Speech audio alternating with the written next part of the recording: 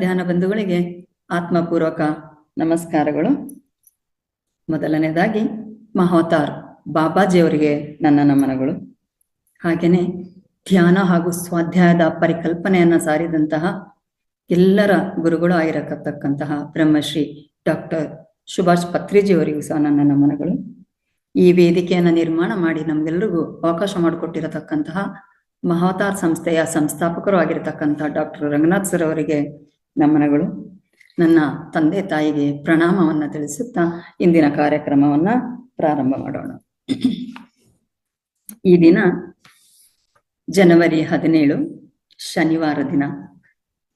ನಮ್ಮ 41 ದಿನದ ಮಂಡಲ ಕಾರ್ಯಕ್ರಮದ 4ನೇ ಬ್ಯಾಚಿನ 11ನೆಯ ದಿನ ಇದಾಗಿದೆ. ನಾವು ಈ ಮಂಡಲದಲ್ಲಿ ಪ್ರಥಮವಾಗಿ ಸ್ವಾಧ್ಯಾಯ ಅಥವಾ ಜ್ಞಾನ ಹಂಚಿಕೆಯನ್ನ ಪಡ್ಕೊಂಡು ತದನಂತರ ನಾವು ಧ್ಯಾನವನ್ನ ಮಾಡತಕ್ಕಂಥದ್ದು. ಸ್ವಾಧ್ಯಾಯದ ನಂತರ ಒಂದು 10 ನಿಮಿಷಗಳ ಕಾಲ ಪ್ರಶ್ನೋತ್ತರ ಸಹ ಇದೆ. ಈ ದಿನ ನಮಗೆ ಜ್ಞಾನವನ್ನ ಹಂಚಿಕೊಳ್ಳಿಕ್ಕೆ ನಮ್ಮ ವಿನಂತಿಯ ಮೇರೆಗೆ ಕುಮಾರಿ ವಿಶಾಲಾಕ್ಷಿ ಮೇಡಮ್ ಅವರು ಬೆಳಗಾವಿ ಜಿಲ್ಲೆಯ ಅಥಣಿಯಿಂದ ಹಾಜರಾಗಿದ್ದಾರೆ. ಮೇಡಮ್ ಅವರು ತಮ್ಮ ಎಳೆಯ ವಯಸ್ಸಿನಲ್ಲಿಯೇ ಧ್ಯಾನಸ್ಥರಾಗಿ ಹೆಚ್ಚಿನ ಧ್ಯಾನದ ಅನುಭವವನ್ನ ಪಡೆದಿದ್ದಾರೆ. ಜೊತೆಗೆ 23 ವರ್ಷಗಳಿಂದ ಧ್ಯಾನ ಮಾರ್ಗದಲ್ಲಿ ಸಹ ಇದ್ದಾರೆ. ಗ್ರಾಮೀಣ ಪ್ರದೇಶದಲ್ಲಿ ಹಳ್ಳಿಗಳಲ್ಲಿ ತಮ್ಮ ಧ್ಯಾನ ಪ್ರಚಾರವನ್ನು ಸಹ ಮಾಡ್ತಾ ಇದ್ದಾರೆ. 300ಕ್ಕೂ ಹೆಚ್ಚು ಶಾಲಾ ಕಾಲೇಜುಗಳ ವಿದ್ಯಾರ್ಥಿನಿಗೆ ಹಾಗೂ ಅಲ್ಲಿರತಕ್ಕಂತಹ ಎಲ್ಲ ಶಿಕ್ಷಕ ವೃಂದದವರಿಗೆ ಧ್ಯಾನದ ಒಂದು ಪರಿಚಯವನ್ನ ಸಹ ಮಾಡಿಕೊಡ್ತಾ ಇದ್ದಾರೆ. ಈಗಿನ ನಮ್ಮ ಈ ಒತ್ತಡದ ಒಂದು ಜೀವನದಲ್ಲಿ ಈ ಯಂಗ್ಸ್ಟರ್ಸ್ ಅಂತ ನಾವು ಏನು ಹೇಳ್ತೇವೆ, ನಮ್ಮ ವಿದ್ಯಾರ್ಥಿ ವರ್ಗ, ಇವರಿಗೆ ಅಗತ್ಯವಾಗಿ ಬೇಕಾಗಿರತಕ್ಕಂಥದ್ದು ಈ ಧ್ಯಾನ. ಈ ಕೆಲಸವನ್ನು ಸಹ ಮಾಡ್ತಾ ಇದ್ದಾರೆ. ಮೇಡಮ್ ಅವರಿಗೆ ನಾನು ಈ ವೇದಿಕೆಯ ಪರವಾಗಿ ಹಾಗೂ ವೈಯಕ್ತಿಕವಾಗಿ ಹೃದಯಪೂರ್ವಕ ಸ್ವಾಗತವನ್ನ ಕೋರ್ತೇನೆ. Over to you ma'am. Welcome ma'am. ನಮಸ್ತೆ ಮೇಡಮ್, ಧನ್ಯವಾದಗಳು. Thank you so much. ಮೊದಲನೇದಾಗಿ ಈ ಮಹಾವತಾರ್ ಫೌಂಡೇಶನ್ ವೇದಿಕೆಯ ನನ್ನ ನಂಟು ಬಹುಶಃ 1.5 ವರ್ಷದಿಂದ, ಅದಕ್ಕಿಂತ ಜಾಸ್ತಿ ಅಂತ ಹೇಳ್ಬೋದು, ಸುಮಾರು 2 ವರ್ಷಗಳಿಂದ ನನಗೆ ಈ ವೇದಿಕೆಯ ಜೊತೆಗೆ ನಂಟು ಬೆಳೆದಿದೆ. ಹಾಗಾಗಿ ಈ ವೇದಿಕೆಗೆ ಹೃತ್ಪೂರ್ವಕವಾಗಿ ಮೊದಲಿಗೆ ಒಂದು ನಮಸ್ಕಾರವನ್ನು ತಿಳಿಸುತ್ತಾ, ಈ ವೇದಿಕೆಯಲ್ಲಿ ಈ ಸಮಯದಲ್ಲಿ ಯಾರೆಲ್ಲ ಸತ್ಸಂಗದಲ್ಲಿ ಭಾಗವಹಿಸೋದಕ್ಕೆ ಜಾಯ್ನ್ ಆಗಿದ್ದೀರಲ್ಲ, ನಿಮ್ಮೆಲ್ಲರಿಗೂ ವಿಶಾಲಾಕ್ಷಿಯ ನಮಸ್ಕಾರಗಳನ್ನ ತಿಳಿಸುತ್ತಾ, ಸ್ನೇಹಿತರೆ, ಏನಪ್ಪಾ ಅಂತಂದ್ರೆ, ಪ್ರಯಾಣ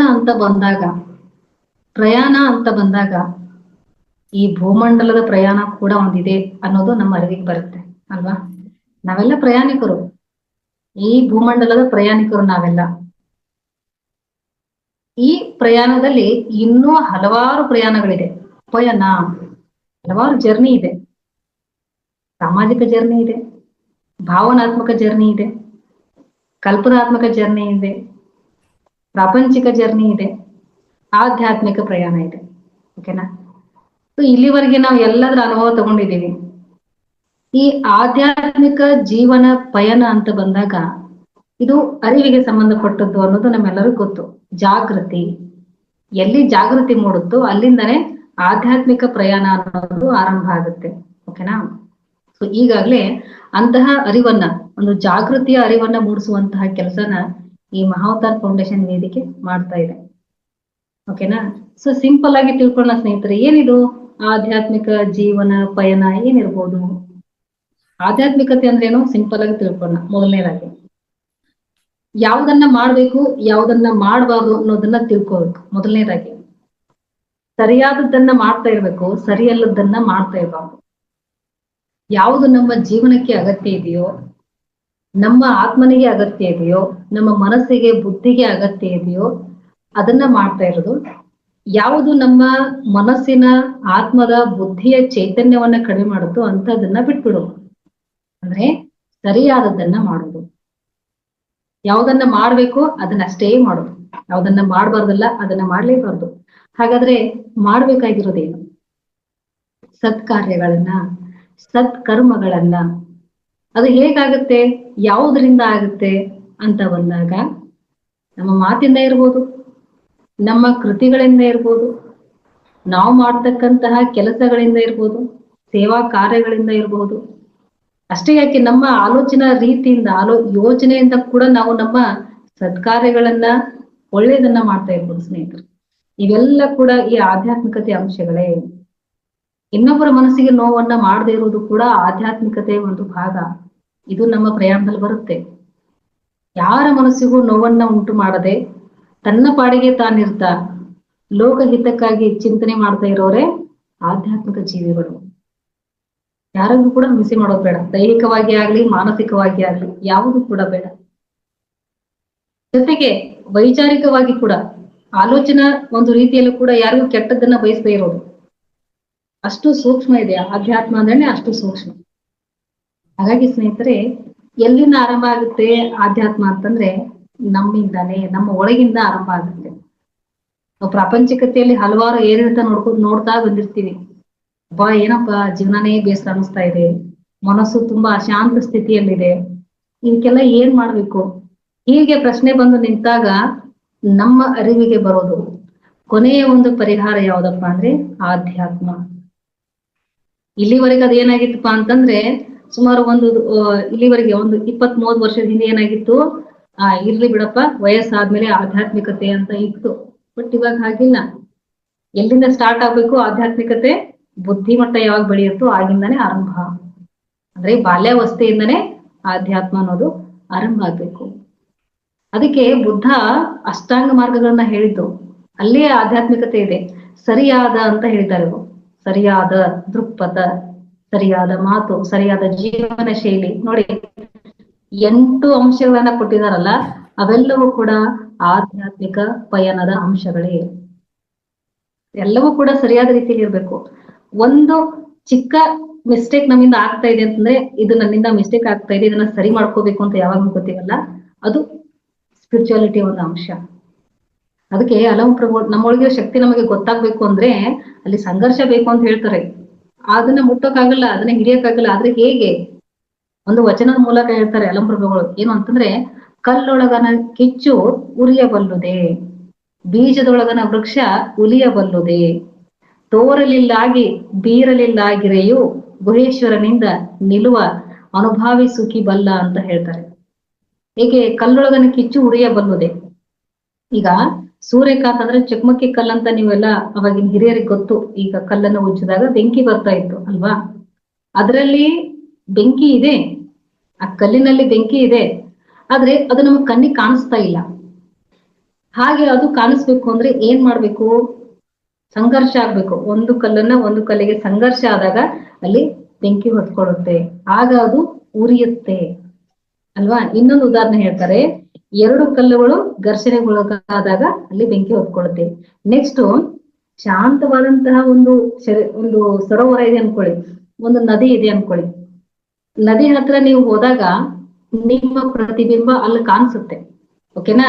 ನಿಮ್ಮ ಪ್ರತಿಬಿಂಬ ಅಲ್ಲಿ ಕಾಣಿಸುತ್ತೆ, ಆದ್ರೆ ಅದನ್ನ ನಿಮ್ಮಿಂದ ಮುಟ್ಟಕ್ಕಾಗತ್ತಾ?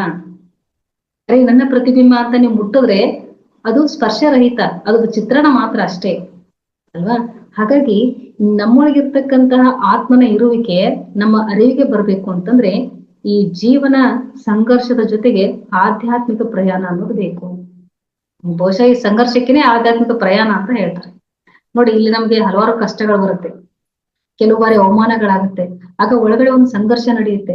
ಏನು, ನಾನು ಇಷ್ಟೆಲ್ಲಾ ಸಾತ್ವಿಕ ಭಾವದಲ್ಲಿ ಇದ್ರೂ ಕೂಡ ನನಗೆ ಇಷ್ಟು ಕಷ್ಟ ಬರ್ತಿದ್ಯಲ್ಲ, ಇಷ್ಟು ಅವಮಾನಗಳಾಗ್ತಾ ಇದೆಯಲ್ಲ. ಕೆಲವೊಮ್ಮೆ ಆಧ್ಯಾತ್ಮ ಮಾರ್ಗವನ್ನ ಆಯ್ಕೆ ಮಾಡ್ಕೊಂಡ್ಮೇಲೆ ಇನ್ನಷ್ಟು ಕಷ್ಟ ಬರ್ತಿದ್ಯಲ್ಲ, ಯಾಕೆ ಅನ್ನುವಂತ ಪ್ರಶ್ನೆ ಬರುತ್ತೆ. ಕಾಮನ್ ಆಗಿ ಎಲ್ರಿಗೂ ಬಂದಿದ್ದೆ. ಅರೆ ಧ್ಯಾನ ಮಾಡೋಕ್ಕಿಂತ ಮುಂಚೆನೆ ಆರಾಮಾಗಿದ್ದೆ, ಏನಪ್ಪಾ ಸುಮ್ಮನೆ ಕಷ್ಟಗಳು ಜಾಸ್ತಿ ಆಯ್ತು. ನೋ ಮಾಸ್ಟರ್ಸ್, ಏನಪ್ಪಾ ಅಂದ್ರೆ ಕಷ್ಟಗಳು ಮೊದಲು ಇತ್ತು, ಆದ್ರೆ ಅದ್ ನಮ್ಗೆ ಅರಿವಿಗೆ ಇರ್ಲಿಲ್ಲ, ಅರಿವಿಗೆ ಬಂದಿರ್ಲಿಲ್ಲ. ಅದು ಇವಾಗ ಅರಿವಿಗೆ ಬರ್ತಾ ಇದೆ, ಎಷ್ಟರ ಮಟ್ಟಿಗೆ ಕಷ್ಟಗಳಿದೆ ಅಂತಕ್ಕಂಥದ್ದು, ಯಾವ ಯಾವ ರೀತಿನಲ್ಲಿ ಕಷ್ಟಗಳಿದೆ ಅಂದ್ರೆ ನಮಗೆ ಜಾಗೃತ ಸ್ಥಿತಿ ಅನ್ನೋದು ಲಭ್ಯ ಆಗಿದೆ. ಫ್ರೆಂಡ್ಸ್, ಈ ಭೂಮಂಡಲದ ಪಯಣದಲ್ಲಿ ನಾವು ಆಧ್ಯಾತ್ಮಿಕ ಪಯಣವನ್ನ ಶುರು ಮಾಡಿದಾಗ ಹಲವಾರು ಅನುಭವಗಳನ್ನ ಪಡಿತೀವಿ. ಹೇಗೆ ಸಂಘರ್ಷಕ್ಕೆ ಒಳಗಾದಾಗ ಆ ಬೆಂಕಿಯ ಒಂದು ಇರುವಿಕೆ ನಮ್ಗೆ ಗೊತ್ತಾಗುತ್ತೋ, ಆ ರೀತಿ ಜೀವನ ಒಂದು ಸಂಘರ್ಷಕ್ಕೆ ಇಳಿದಾಗ ನಮ್ಮಲ್ಲಿರ್ತಕ್ಕಂಥ ಚೈತನ್ಯದ ಅರಿವು ನಾವು ಮೂಡುತ್ತೆ. ಅದೇ ನಿಜವಾದ ಜೀವನ. ಆಗ ನೋಡಿ ಜೀವನಕ್ಕೊಂದು ಕಳೆ ಬರುತ್ತೆ.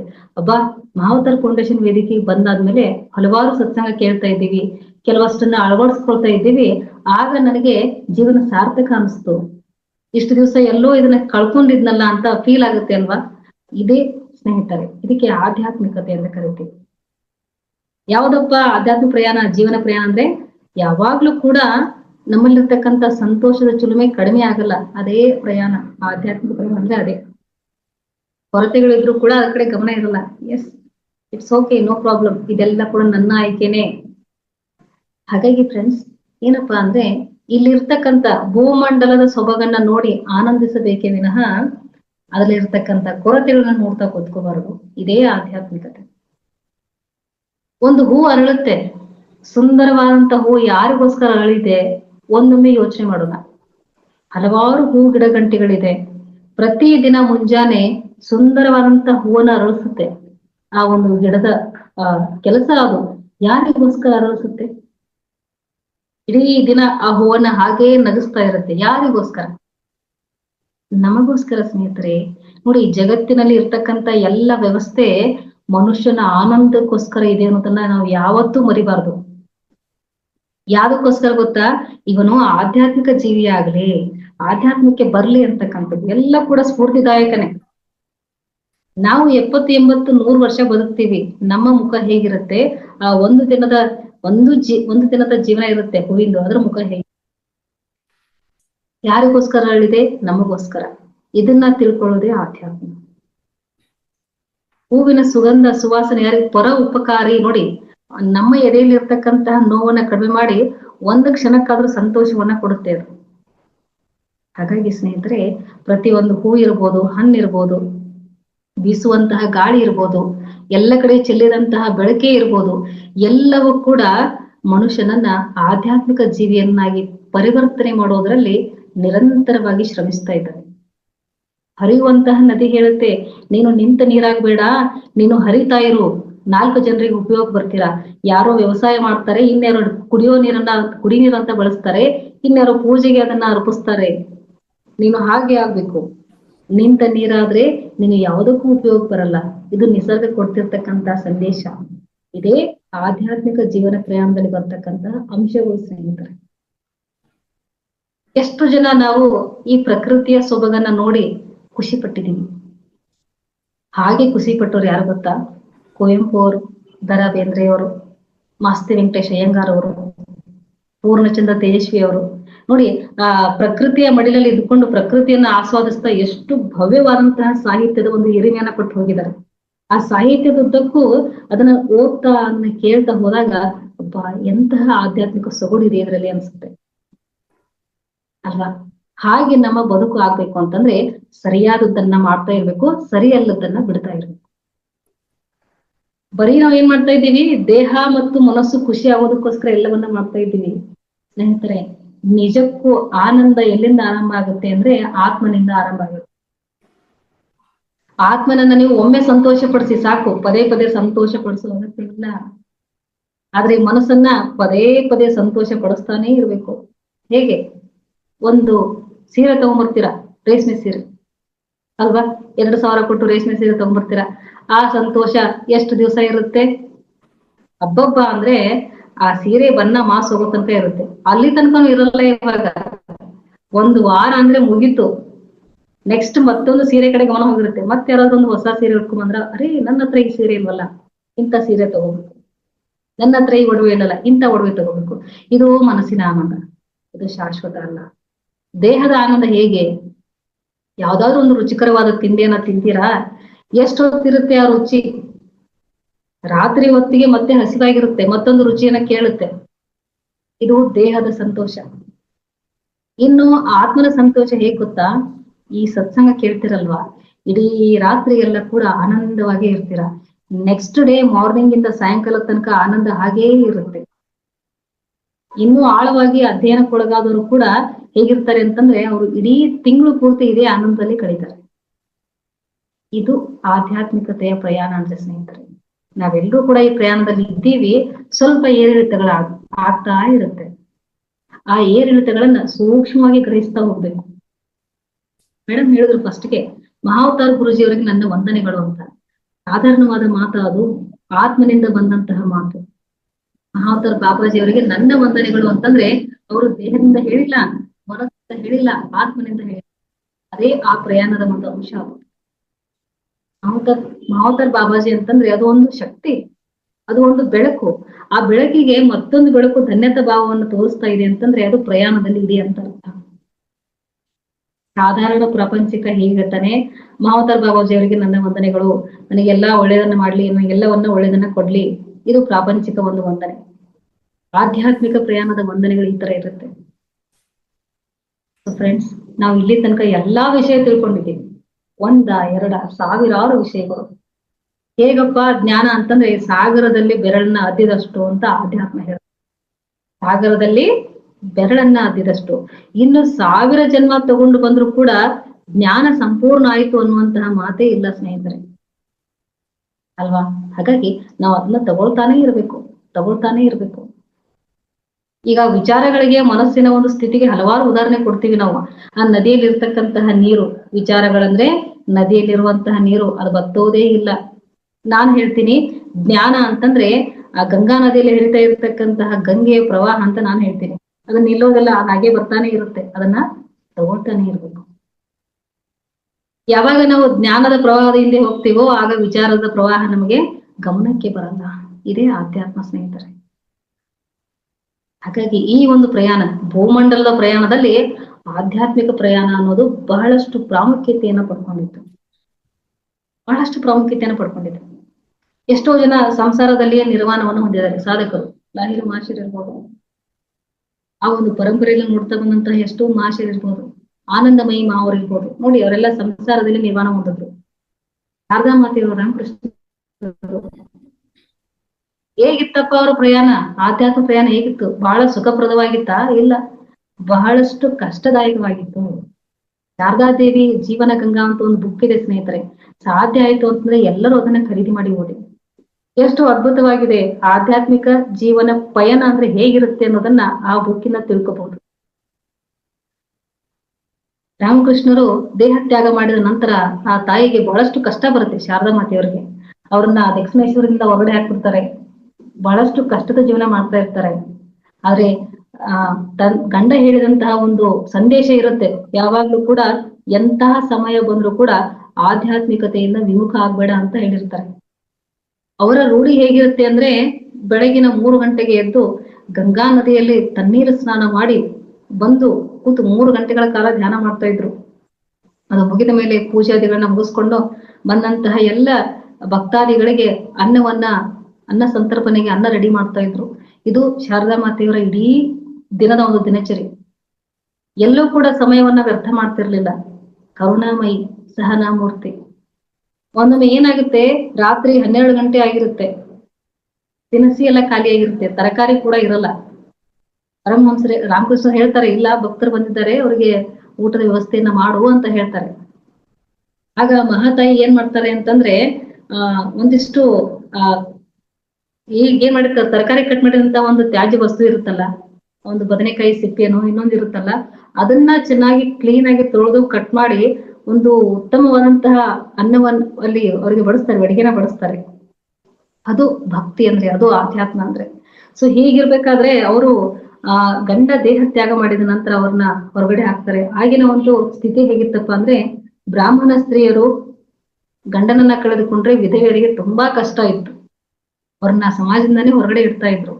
ಎಲ್ಲೂ ಯಾವ ಶುಭ ಕಾರ್ಯಗಳಲ್ಲೂ ಅವ್ರು ಕರೀತಾ ಇರ್ಲಿಲ್ಲ. ಬಹಳ ಬೇಸರ ಆಗುತ್ತೆ ಶಾರದಾ ಮಾತೆಯವ್ರಿಗೆ. ನೀವು ನನ್ನ ಬಿಟ್ಟು ಹೋಗ್ಬಿಟ್ರಿ, ನಾನು ಹೇಗೆ ಜೀವನ ಮಾಡ್ಬೇಕು?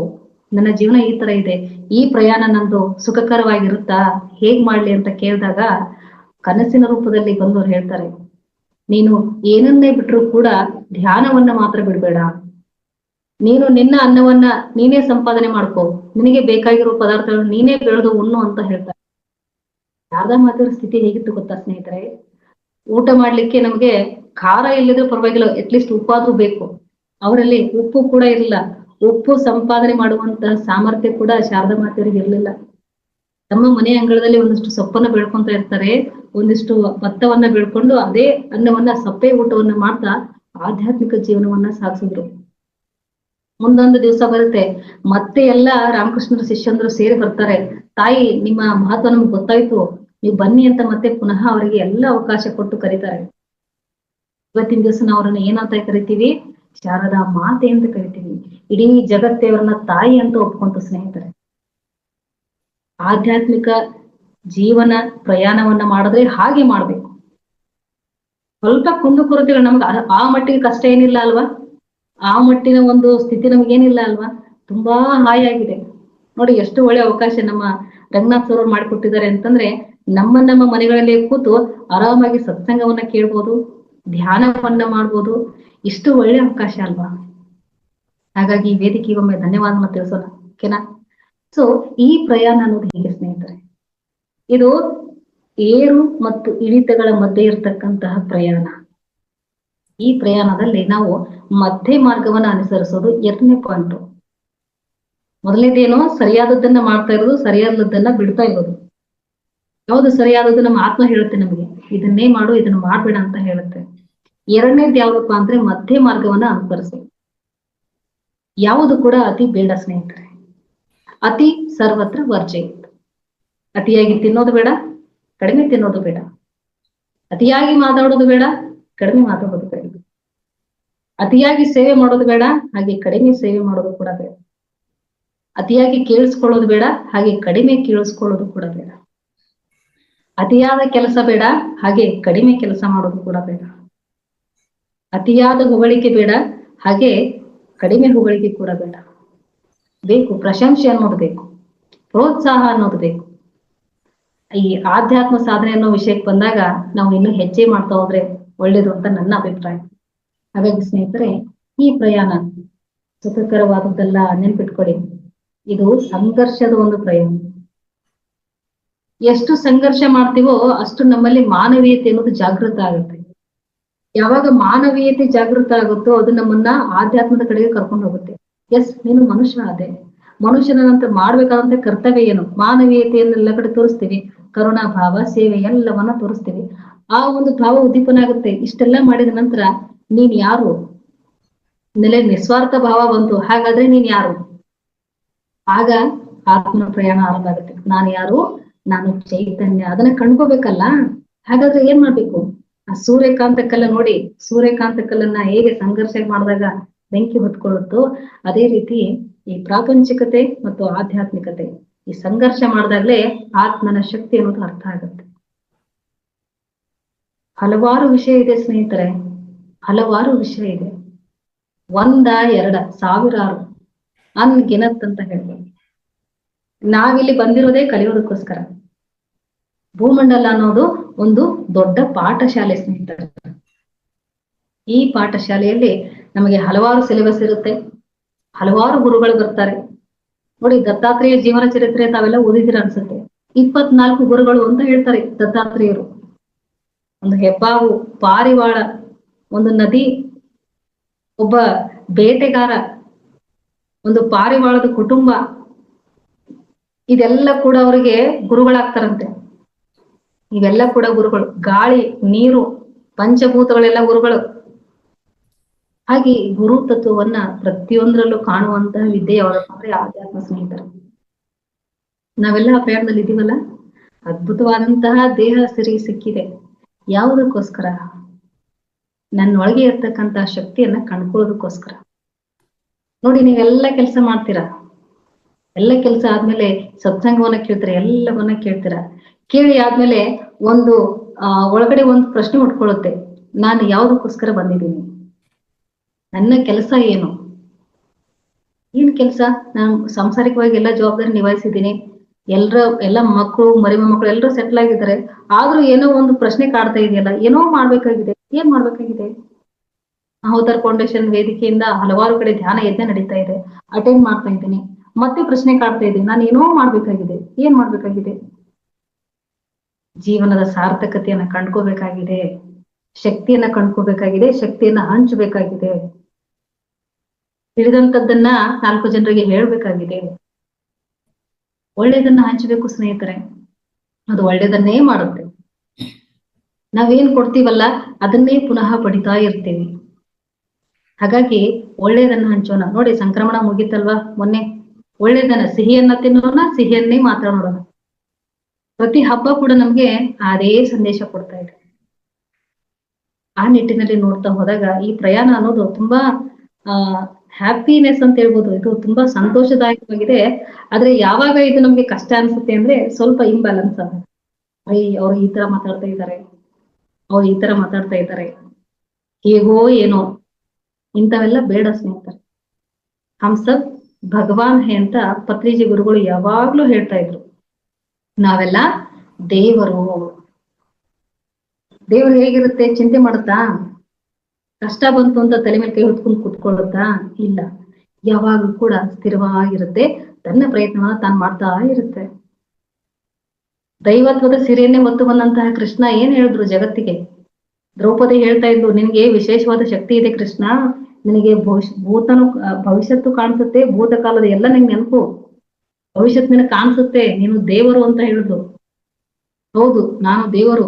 ದೇವರು ನನಗೆ ಒಂದು ಒಳ್ಳೆ ಶಕ್ತಿಯನ್ನ ಕೊಟ್ಟಿದ್ದಾನೆ, ಅದು ಎಲ್ಲರಿಗೂ ಇದೆ. ಆದ್ರೆ ನಾನು ಅದನ್ನು ಉಪಯೋಗಿಸ್ಕೊಂಡಿದ್ದಕ್ಕೆ ಈ ತರ ಆಗಿದ್ದೀನಿ ಅಂತ ಕೃಷ್ಣ ಹೇಳ್ತಾನೆ. ಆಗ ಆ ಒಂದು ಶಕ್ತಿ ಏನು ಅಂತ ಕೇಳಿದಾಗ, ಪ್ರಯತ್ನ ಮಾಡುವಂತ ಶಕ್ತಿಯನ್ನ ಕೊಟ್ಟಿದ್ದಾನೆ ದೇವ್ರು ನನಗೆ. ಪ್ರಯತ್ನಿಸುವಂತ ಶಕ್ತಿ ಎಲ್ಲರಲ್ಲೂ ಇದೆ, ನಾನು ಅದನ್ನು ಉಪಯೋಗಿಸ್ಕೊಂಡಿದ್ದೀನಿ, ನೀವು ಉಪಯೋಗಿಸಿಲ್ಲ. ನೋಡಿ ಎಷ್ಟು ಸುಂದರವಾಗಿದೆ. ಸಾಧಾರಣ ಗೊಲ್ಲ, ದನ ಕಾಯುವಂತವನು ಅಂತ ಎಲ್ಲ ಬಯಸ್ಕೊಂತ ಇದ್ದ ಕೃಷ್ಣ 16,000 ಸ್ತ್ರೀಯರ ಜೊತೆಗೆ ರಾಸಲೀಲೆಯನ್ನ ಮಾಡ್ತಾನೆ, ನೃತ್ಯವನ್ನ ಮಾಡ್ತಾನೆ. ಆದ್ರೆ ಆಧ್ಯಾತ್ಮದ ಉತ್ತಮದ ಸ್ಥಿತಿಯಲ್ಲಿ ಇದ್ದಂತಹ ಚೇತನ ಅದು. 2 ವರ್ಷದ ಮಗು ಇದ್ದಾಗ್ಲೇನೆ ಸಾಂದೀಪ ಮುನಿ ಮಹರ್ಷಿಗಳ ಹತ್ರ ಕೂತು ಆತ್ಮಜ್ಞಾನವನ್ನು ಪಡ್ಕೊಂಡಂತಹ ಚೇತನ ಅದು. ಅವರ ಪ್ರಯಾಣ ಎಲ್ಲಿಂದ ಆರಂಭ ಆಯ್ತು? 2 ವರ್ಷದ ಮಗು ಇದ್ದಾಗ್ಲೇ ಆರಂಭ ಆಗಿತ್ತು. ನಾವೆಲ್ಲ ಆರಂಭ ಮಾಡಿದ್ವಿ ಸ್ನೇಹಿತರೆ. ಯಾರು ವರಿ ಮಾಡ್ಕೋಬೇಡಿ. ಮೇಡಮ್ ನಮ್ದು ತುಂಬಾ ಲೇಟ್ ಆಯ್ತಲ್ವಾ ಅಂತ ಯಾರು ವರಿ ಮಾಡ್ಕೋಬೇಡಿ. ಎಲ್ಲಿಂದ ಪ್ರಯಾಣ ಆರಂಭ ಆಗಿರುತ್ತೋ ರಿವರ್ಸ್ ಏಜ್, ಅಲ್ಲಿಂದ ಬಾಲ್ಯ ಆರಂಭ ಆಗುತ್ತೆ ಸ್ನೇಹಿತರೆ. ಅರೆ ಏನು ಸತ್ಸಂಗ ಕೇಳಿದಾಗೆಲ್ಲ ಒಂದ್ ರೀತಿ ಹುಮ್ಮಸ್ ಬರುತ್ತೆ, ಮಕ್ಕಳ ತರ ಆಗಿದ್ದೀವಿ. ಹೌದು, ಆತ್ಮ ಮಗುನೇ ಸ್ನೇಹಿತರೆ. ದೇಹಕ್ಕೆ ಎಷ್ಟೇ ವಯಸ್ಸಾಗಿರ್ಬೋದು, ದೇಹ ಲೆಕ್ಕ ತಗೊಳಕ್ ಹೋಗ್ಬೇಡಿ.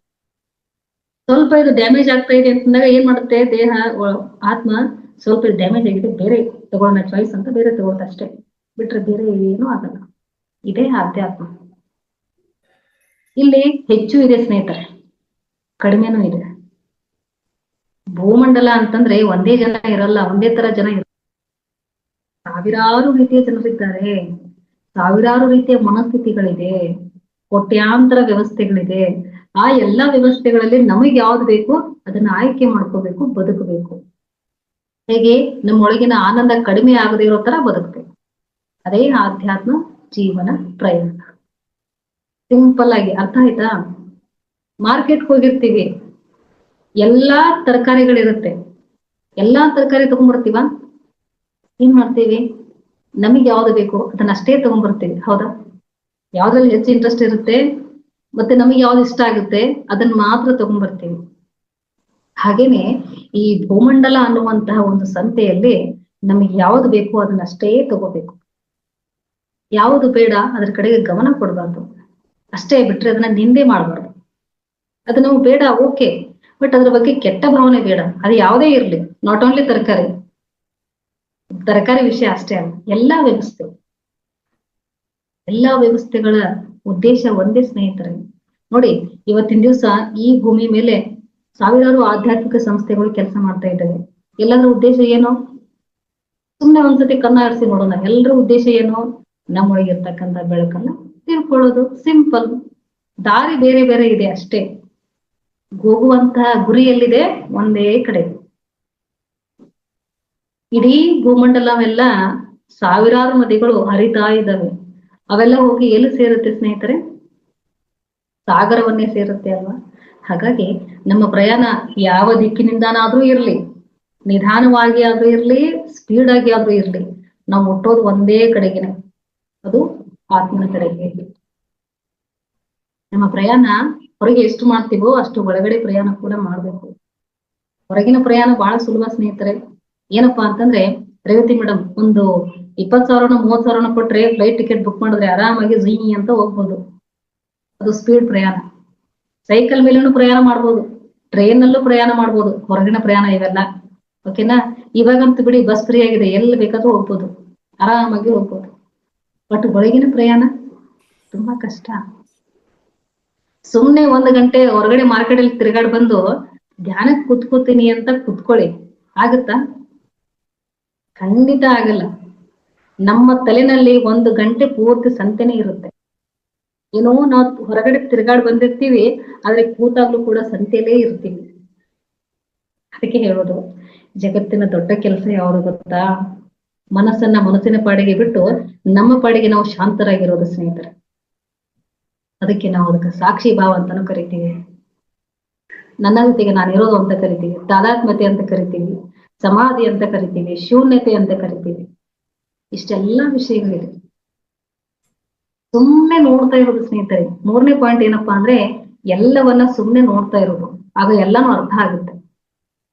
ಪ್ರಶ್ನೆ ಬರ್ತಿದೆಯಾ, ನಮ್ಮ ಒಳಗಡೆ ಪ್ರಶ್ನೆ ಬರ್ತಿದ್ಯಾ, ಅದನ್ನ ಗಮನಿಸೋದಕ್ಕೆ ಶುರು ಮಾಡಿ. ಏನಿದೆ ಅದ್ರ ಹಿಂದೆ, ಕಾರಣ ಏನಿದೆ, ಏನು ಅದ್ರ ಹಿಂದೆ ಇರ್ತಕ್ಕಂಥ ಪ್ರಮುಖವಾದಂತಹ ಅಂಶ ಏನು, ಯಾವುದರಿಂದ ಹುಟ್ಕೊಂಡಿದೆ, ಅದನ್ನ ಸುಮ್ನೆ ನೋಡ್ತಾ ಹೋದಾಗ ಅದರಿಂದ ಏನು ಇರಲ್ಲ ಸ್ನೇಹಿತರೆ. ಫಾರ್ ಎಕ್ಸಾಂಪಲ್, ಯಾರು ನಿಮ್ಗೆ ಟೀಕೆ ಮಾಡಿದರೆ ಅನ್ಕೊಳ್ಳಿ, yes you are stupid. Okay, ಅದನ್ನ ನೋಡ್ತಾ ಇರಿ, ನನಗೆ ಇವರು ಸ್ಟುಪಿಡ್ ಅಂತ ಹೇಳಿದ್ರು, ನಾನು ಸ್ಟುಪಿಡಾ? ಒಮ್ಮೆ ಯೋಚನೆ ಮಾಡ್ತಾ ಹೋಗಿ, ಸುಮ್ನೆ ನೋಡ್ತಾ ಹೋಗಿ, ಅವ್ರು ಅಂದಿದ್ದನ್ನ ನೋಡ್ತಾ ಹೋಗಿ. ಇಲ್ಲ, ನಾನು ಆ ರೀತಿನ ಅಲ್ಲ ನಾನು, ನೀನು ಮೂರ್ಖ ಅಂತ ಅವ್ರು ಹೇಳ್ತಾ ಇದ್ದಾರೆ, ನಾನು ಅದನ್ನ ಒಪ್ಕೊಂಡಾಗ ಮೂರ್ಖ ಆಗ್ತೀನಿ, ನೋಡಿದಾಗ ಮೂರ್ಖ ಆಗಲ್ಲ. ನೀನು ದಡ್ಡ ಅಂತ ಹೇಳ್ತಾರೆ, ನಾನು ಅದನ್ನ ಒಪ್ಕೊಂಡು ಒಳಗಡೆ ಇಳಿಸ್ಕೊಂಡೆ ಅಂದ್ರೆ ದಡ್ಡ ಆಗ್ತೀನಿ. ಅದನ್ನ ಸುಮ್ನೆ ನೋಡ್ಬಿಟ್ರೆ ದಡ್ಡ ಆಗಲ್ಲ. ನೀನು ಜಾಣ ಅಂತ ಹೇಳ್ತಾರೆ, ನೀನು ಕಿಲಾಡಿ ಅಂತ ಹೇಳ್ತಾರೆ, 100 ಸ್ಟೇಟ್ಮೆಂಟ್ ನಮ್ಮ ಬಗ್ಗೆ ಹೇಳ್ತಾನೆ ಇರ್ತಾರೆ. ಕರ್ಗಿದೆಯಾ, ಬೆಳಗಿದೆಯಾ, ಕುಳ್ಳಿದೆಯಾ, ಹಾಗಿದೆಯಾ, ಹೀಗಿದೆಯಾ, ಎಲ್ಲವನ್ನ ನಮ್ಮ ಒಳಗಡೆ ಯಾವಾಗ ತಗೋತೀವೋ ಆಗ ನಾವು ಅದಕ್ಕೆ ತಕ್ಕ ಹಾಗೆ ಪ್ರತಿಕ್ರಿಯೆ ತೋರಿಸ್ತೀವಿ. ಹಾಗಾಗಿ ಎಲ್ಲವನ್ನ ಸುಮ್ಮನೆ ನೋಡ್ತಾ ಇರೋದಷ್ಟೇ, ಸಾಕ್ಷಿಯಾಗಿ ನೋಡ್ತಾ ಇರೋದು. ಮೊದಲನೇ ಅಂಶ ಏನು, ಯಾವುದನ್ನ ಮಾಡ್ಬೇಕು, ಯಾವುದನ್ನ ಮಾಡಬಾರ್ದು. 2ನೇದ್ದು ಮಧ್ಯ ಮಾರ್ಗವನ್ನ ಅನುಸರಿಸ್ತಾ ಇರಬೇಕು. 3ನೇದ್ದು ಎಲ್ಲವನ್ನ ಸಾಕ್ಷಿಯಾಗಿ ಗಮನಿಸ್ತಾ ಇರಬೇಕು. ಇದು ಆಧ್ಯಾತ್ಮಿಕ ಜೀವನ ಪಯಣದ ನಾನು ಕಂಡ್ಕೊಂಡಂತಹ ಒಂದಷ್ಟು ಅಂಶಗಳು ಸ್ನೇಹಿತರೆ. ಸುಮ್ನೆ ನೋಡ್ತಾ ಇದ್ರೆ ಹಲವಾರು ವಿಷಯ ತಿಳ್ಕೊತೀವಿ. ಏನೋ ಒಂದು, ಫಾರ್ ಎಕ್ಸಾಂಪಲ್ ಕ್ಲಾಸ್ ನಡೀತಾ ಇದೆ ಅನ್ಕೊಳ್ಳಿ, ಭಗವದ್ಗೀತೆದೋ ಇನ್ಯಾವ ಒಂದು ಕ್ಲಾಸ್ ನಡೀತಾ ಇದೆ ಅನ್ಕೊಳ್ಳಿ, ಮಧ್ಯೆ ಎದ್ದು ನಿಂತು ಪ್ರಶ್ನೆ ಕೇಳ್ತಾ ಇದ್ರೆ ಆ ವಿಷಯ ನಿಮ್ಗೆ ಸರಿಯಾಗಿ ಅರ್ಥ ಆಗುತ್ತಾ? ಅರ್ಥ ಆಗಿಲ್ಲ ಸ್ನೇಹಿತರೆ. ಎಲ್ಲವನ್ನ ಸಂಪೂರ್ಣವಾಗಿ ಕೇಳಿಸ್ಕೊಂಡಾದ್ಮೇಲೆ, ಅದು ಮನನ ಆದ್ಮೇಲೆ ಏನಾದ್ರು ಪ್ರಶ್ನೆ ನಿಮ್ಮಲ್ಲಿ ಬಂದಿತ್ತಾ, ಆವಾಗ ನೀವು ಪ್ರಶ್ನೆಯನ್ನು ರೈಸ್ ಮಾಡಿ. ನಾನು ಒಂದು ಉದಾಹರಣೆ ಕೊಡ್ತಾ ಇದ್ದೀನಿ ಅಷ್ಟೇ. ಈ ಜೀವನದಲ್ಲೂ ಕೂಡ ಹಲವಾರು ಉಪನ್ಯಾಸಗಳು ನಡೆದಿರುತ್ತೆ. ಆ ಉಪನ್ಯಾಸಗಳ ಮಧ್ಯೆ ನೀವು ಎದ್ದು ನಿಂತು ಕೇಳ್ತಾ ಹೋದ್ರಿ, ದೇವರೇ ನನಗೆ ಯಾಕೆ ಈ ತರ ಮಾಡಿದೆ, ದೇವರೇ ನನ್ನ ಸ್ಥಿತಿ ಯಾಕೆ ಹೀಗೆ ಅಂತ ಕೇಳ್ತಾ ಹೋದ್ರಿ ಅಂತಂದ್ರೆ ನಿಮಗೆ ಮನನ ಆಗಲ್ಲ, ಆತ್ಮಜ್ಞಾನ ಸಿಗಲ್ಲ ಸ್ನೇಹಿತರೆ. ಅರ್ಜುನ ಹಾಗೆ ಮಾಡಿದ್ದು. ಕೊನೆಗೆ ಬಂದು, ನನಗೆ ಏನು ಗೊತ್ತಾಗ್ತಾ ಇಲ್ಲ ಕೃಷ್ಣ, ನಾನು ಪೂರಾ ಬ್ಲ್ಯಾಂಕ್ ಆಗಿದ್ದೀನಿ, ಏನು ಕಾಣಿಸ್ತಾ ಇಲ್ಲ, ನನಗೆ ಅರಿವು ಮೂಡಿಸು. ನಿರಂತರವಾಗಿ ಪ್ರಶ್ನೆ ಕೇಳ್ತಾ ಹೋದ, ಅದಕ್ಕೆ ತಕ್ಕ ಹಾಗೆ ಉತ್ತರನೂ ಬಂತು. ಅದೇ ನಮ್ಮೆಲ್ಲರ ಮುಂದೆ ಭಗವದ್ಗೀತೆ ಆಗಿದೆ ಸ್ನೇಹಿತರೆ. ಎಷ್ಟು ಜನ ಓದಿದ್ರೆ ಭಗವದ್ಗೀತೆ? ಓದ್ಲೇಬೇಕು. ಭಗವದ್ಗೀತೆ ಅನ್ನೋದು ನಮ್ಮ ಜೀವನವನ್ನ ನಮಗೆ ದರ್ಶನ ಮಾಡಿಸ್ತಕ್ಕಂಥದ್ದು ಸ್ನೇಹಿತರೆ, ಹೌದಾ?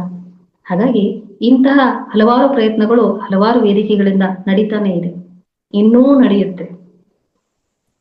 ಇದು ಆಧ್ಯಾತ್ಮಿಕತೆಯ ಒಂದು ಉತ್ತುಂಗದ ಸ್ಥಿತಿ ಸ್ನೇಹಿತರೆ. ಈ ಯುಗನೇ ಹಾಗೆ, ಇದು ಪರಿವರ್ತನೆ ಯುಗ.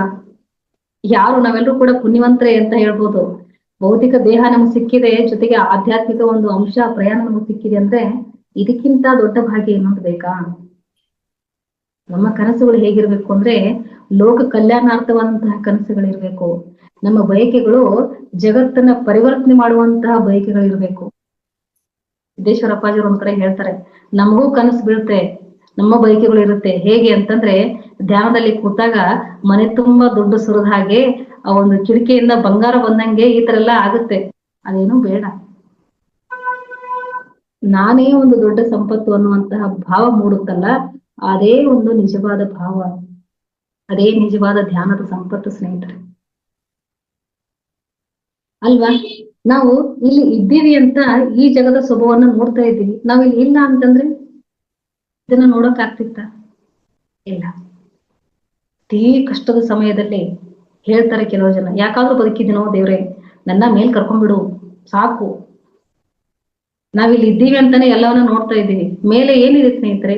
ಮೇಲೆ ಸಿನಿಮಾ ಥಿಯೇಟರ್ ಇಲ್ಲ, ಮೇಲೆ ಉತ್ತಮವಾದಂತ ಉಪಹಾರ ಗೃಹಗಳಿಲ್ಲ, ಕ್ಯಾಂಟೀನ್ಗಳಿಲ್ಲ, ವೆರೈಟಿ ನಮ್ಗೆ ತಿಂಡಿಗಳಲ್ಲಿ ಸಿಗಲ್ಲ, ಒಳ್ಳೆ ಬಟ್ಟೆ ಅಂಗಡಿಗಳಲ್ಲಿ ಇಲ್ಲ, ಏನೂ ಇಲ್ಲ.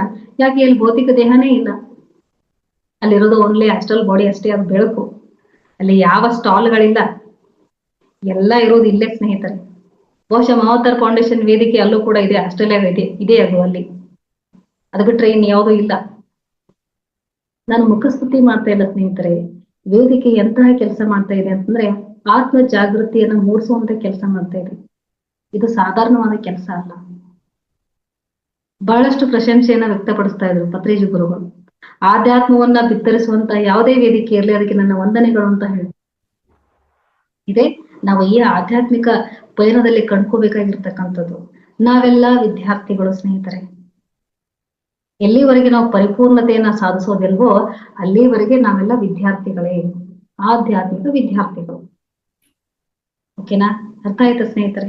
ಇದು ಆಧ್ಯಾತ್ಮಿಕ ಪಯಣದ ಜೀವನ ಒಂದು ಪಯಣ.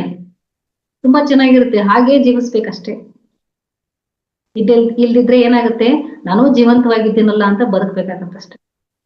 ಏನೋ ತಿನ್ನೋದು, ಮಲಗೋದು, ಹೇಳೋದು, ಕೆಲಸ ಮಾಡೋದು, ಯಂತ್ರದ ತರ ಬದುಕು ಬೇಡ. ಓಕೆನಾ? ಜೀವನ ಅನ್ನೋದು ಬಹಳಷ್ಟು ಸುಂದರವಾಗಿರ್ತಕ್ಕಂಥದ್ದು ಸ್ನೇಹಿತರೆ. ನಾವು ಜೀವನವನ್ನ ಕಟ್ಕೊಳ್ಳೋದಕ್ಕೇನೆ ನೋಡ್ತಾ ಇದೀವಿ. ಆಲ್ರೆಡಿ ದೇವರೆಲ್ಲ ಕೊಟ್ಟಿದ್ದಾನೆ, ನಮ್ಗೆ ಜೀವನ ಕಟ್ಕೊಳ್ಳೋ ಅವಶ್ಯಕತೆ ಇಲ್ಲ. ನಾವಿಲ್ಲಿ ಏನ್ ಕಟ್ಟಬೇಕಾಗಿದೆ ಅಂತಂದ್ರೆ ಆಧ್ಯಾತ್ಮದ ಅರಮನೆಯನ್ನ ಕಟ್ಟಬೇಕಾಗಿದೆ. ಅದರಲ್ಲಿ ಬಾಳು ಮಾಡೋಣ ಸ್ನೇಹಿತರೆ. ಅದಕ್ಕೆ ಆಮ್ರಪಾಲಿ ಹೇಳಿದ್ಲು, ಬುದ್ಧನಿಂದ ಬೋಧನೆಯನ್ನ ಪಡೆದಂತಹ ಆಮ್ರಪಾಲಿ ಹೇಳಿದೇನಪ್ಪಾ ಅಂದ್ರೆ, ನನಗೆ ಅರಮನೆ ಬೇಡ, ನನಗೆ ಗುರುಮನೆ ಬೇಕು ಅಂತ ಕೇಳಿದ್ಲು. ಯಾಕೆ? ಅರಮನೆ ವಾಸವನ್ನ ಮಾಡಿದ್ದು ಅವಳಿಗೆ ಪ್ರಾಪಂಚಿಕ ಪ್ರಯಾಣ ಬೇಡವಾಗಿತ್ತು, ಅವಳಿಗೆ ಆಧ್ಯಾತ್ಮಿಕ ಪ್ರಯಾಣ ಬೇಕಾಗಿತ್ತು. ಆಗ ಅವಳಿಂದ ಬಂದಂತಹ ಮಾತೇನು? ನನಗೆ ಅರಮನೆ ಬೇಡ, ನನಗೆ ಗುರುಮನೆ ಬೇಕು ಅಂತ ಕೇಳಿದ್ಲು. ಏನು ಗುರುಮನೆ ಅಂತಂದ್ರೆ? ಕೈವಲ್ಯ ಪದ್ಧತಿ ಒಂದು ಮಾತು ಹೇಳುತ್ತೆ ಸ್ನೇಹಿತರೆ, ಶ್ರೀ ಗುರುವಿನ ವಚನ ಉಪದೇಶವನ್ನಾಲಿಸಿದಾಗಳಹುದು ನರರಿಗೆ ಮುಕುತಿ ಅಂತ ಹೇಳ.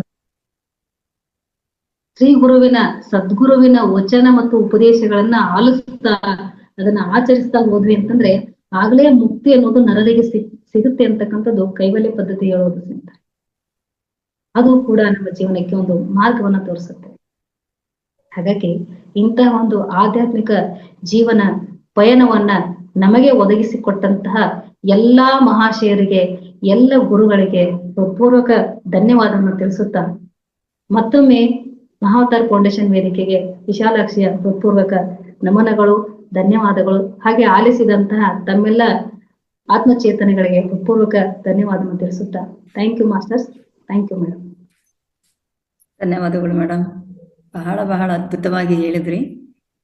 ಆಧ್ಯಾತ್ಮಿಕ ಜೀವನ ನಿಜವಾಗ್ಲೂ ಅಂದ್ರೆ ನಾವು ಭೂಮಂಡಲದಲ್ಲಿ ಇದೆಲ್ಲವನ್ನ ನೋಡಿದ್ರೆ ಎಷ್ಟು ಜನ ಇದನ್ನ ಎಂಜಾಯ್ ಮಾಡ್ತಾ ಇದ್ದಾರೆ ಗೊತ್ತಿಲ್ಲ. ಬಹುಶಃ ಇವತ್ತಿನಿಂದಾದ್ರೂ ಅಥವಾ ನಾಳೆಯಿಂದಾದ್ರೂ ಭೂಮಂಡಲದ ಒಂದು ಸೌಂದರ್ಯವನ್ನ ನಾವೆಲ್ಲರೂ ಆನಂದಿಸ್ಬೇಕು ಅಂತ ಹೇಳತಕ್ಕಂತ ಹೇಳಿದಿರ. ಖಂಡಿತ ಮಾಡ್ತೇವೆ. ಇಲ್ಲಿ ನಾವು ಸಾಮಾಜಿಕ, ಆಕ್ಚುಲಿ ಭಾವನಾತ್ಮಕ ಜೊತೆಗೆ ಆಧ್ಯಾತ್ಮಿಕ ಜೀವನ ಪಯಣವನ್ನ ನಾವು ಮಾಡ್ಬೇಕು. ನಮ್ಮಲ್ಲಿ ಜಾಗೃತಿ ಉಂಟಾಗ್ಬೇಕು, ನಾವು ಅರ್ಥಕೊಳ್ಬೇಕು. ಅರಿವೇ ನಮ್ಮ ಜ್ಞಾನ ಅಂತ ಹೇಳದಂತ ಹೇಳಿದ್ರಿ. ಜೊತೆಗೆ ನಾವು ಸತ್ಕಾರ್ಯವನ್ನ ಮಾಡ್ಬೇಕು. ಯಾವುದೇ ಕರ್ಮ ಮಾಡೋದಾದಾಗ ನಾವು ಸರಿಯಾದ ಮಾರ್ಗದಲ್ಲಿ ಸರಿಯಾದ ಕರ್ಮವನ್ನೇ ಮಾಡ್ಬೇಕು ಅಂತ ಹೇಳ್ತಾ ಇದ್ದೀರಾ. ಯಾರ ಮನಸ್ಸಿಗೂ ನೋವನ್ನುಂಟು ಮಾಡಬಾರದು. ಇದು ಆಕ್ಚುಲಿ ನಮ್ಮ ಧರ್ಮ ಅಂತನೂ ನಾವು ಹೇಳ್ಕೊಳ್ಳೋಣ. ಆಧ್ಯಾತ್ಮ ಅಂತ ಹೇಳತಕ್ಕಂಥದ್ದು ನಮ್ಮ ಒಳಗಿನಿಂದ ಬರಬೇಕು ಅಂತಲ್ಲ, ಯಾರೋ ಮಾಡಿದ್ರು ಯಾರೋ ಹೇಳಿದ್ರು ಅಂತ ಮಾಡತಕ್ಕಂತಹ ಅಭ್ಯಾಸ ಅಥವಾ ಪ್ರಾಕ್ಟೀಸ್ ಅಲ್ಲ ಇದು. ಇದು ನಮ್ಮ ಆತ್ಮದ ಒಳಗಿಂದ, ನಮ್ಮೊಳಗಿನಿಂದ ಬರಬೇಕು. ಜೊತೆಗೆ ಬಾಲ್ಯದಿಂದನೇ ಆಧ್ಯಾತ್ಮಿಕ ತಾವು ಒಂದು ಶ್ರೀಕೃಷ್ಣ ಪರಮಾತ್ಮನ ಒಂದು ಉದಾಹರಣೆಯನ್ನು ಸಹ ಕೊಟ್ರಿ. ಜೊತೆಗೆ ತಾವು ಈ ಕಾರ್ಯವನ್ನು ಸಹ ಮಾಡ್ತಾ ಇದ್ದೀರಾ. ತಮ್ಮ ಪರಿಚಯದಲ್ಲಿ ನಾನು ಹೇಳಿದೆ, ಸ್ಕೂಲ್ಗಳಲ್ಲಿ ಹೋಗಿ ಆಧ್ಯಾತ್ಮಿಕವನ್ನ ನೀವು ಪರಿಚಯ ಮಾಡ್ಕೊಡ್ತಾ ಇದ್ದೀರಾ ಅಂತಂದ್ರೆ ಆ ಚಿಕ್ಕ ವಯಸ್ಸಿನಲ್ಲಿ ಆ ಒಂದು ಮಾರ್ಗದಲ್ಲಿ ಬಹಳ ಅಗತ್ಯ ಇರತಕ್ಕಂತ ಒಂದು ಮಾರ್ಗ ಇದು. ಅದನ್ನ ಸಹ ತಾವು ಕಳಿಸ್ಕೊಡ್ತಾ ಇದ್ದೀರಾ.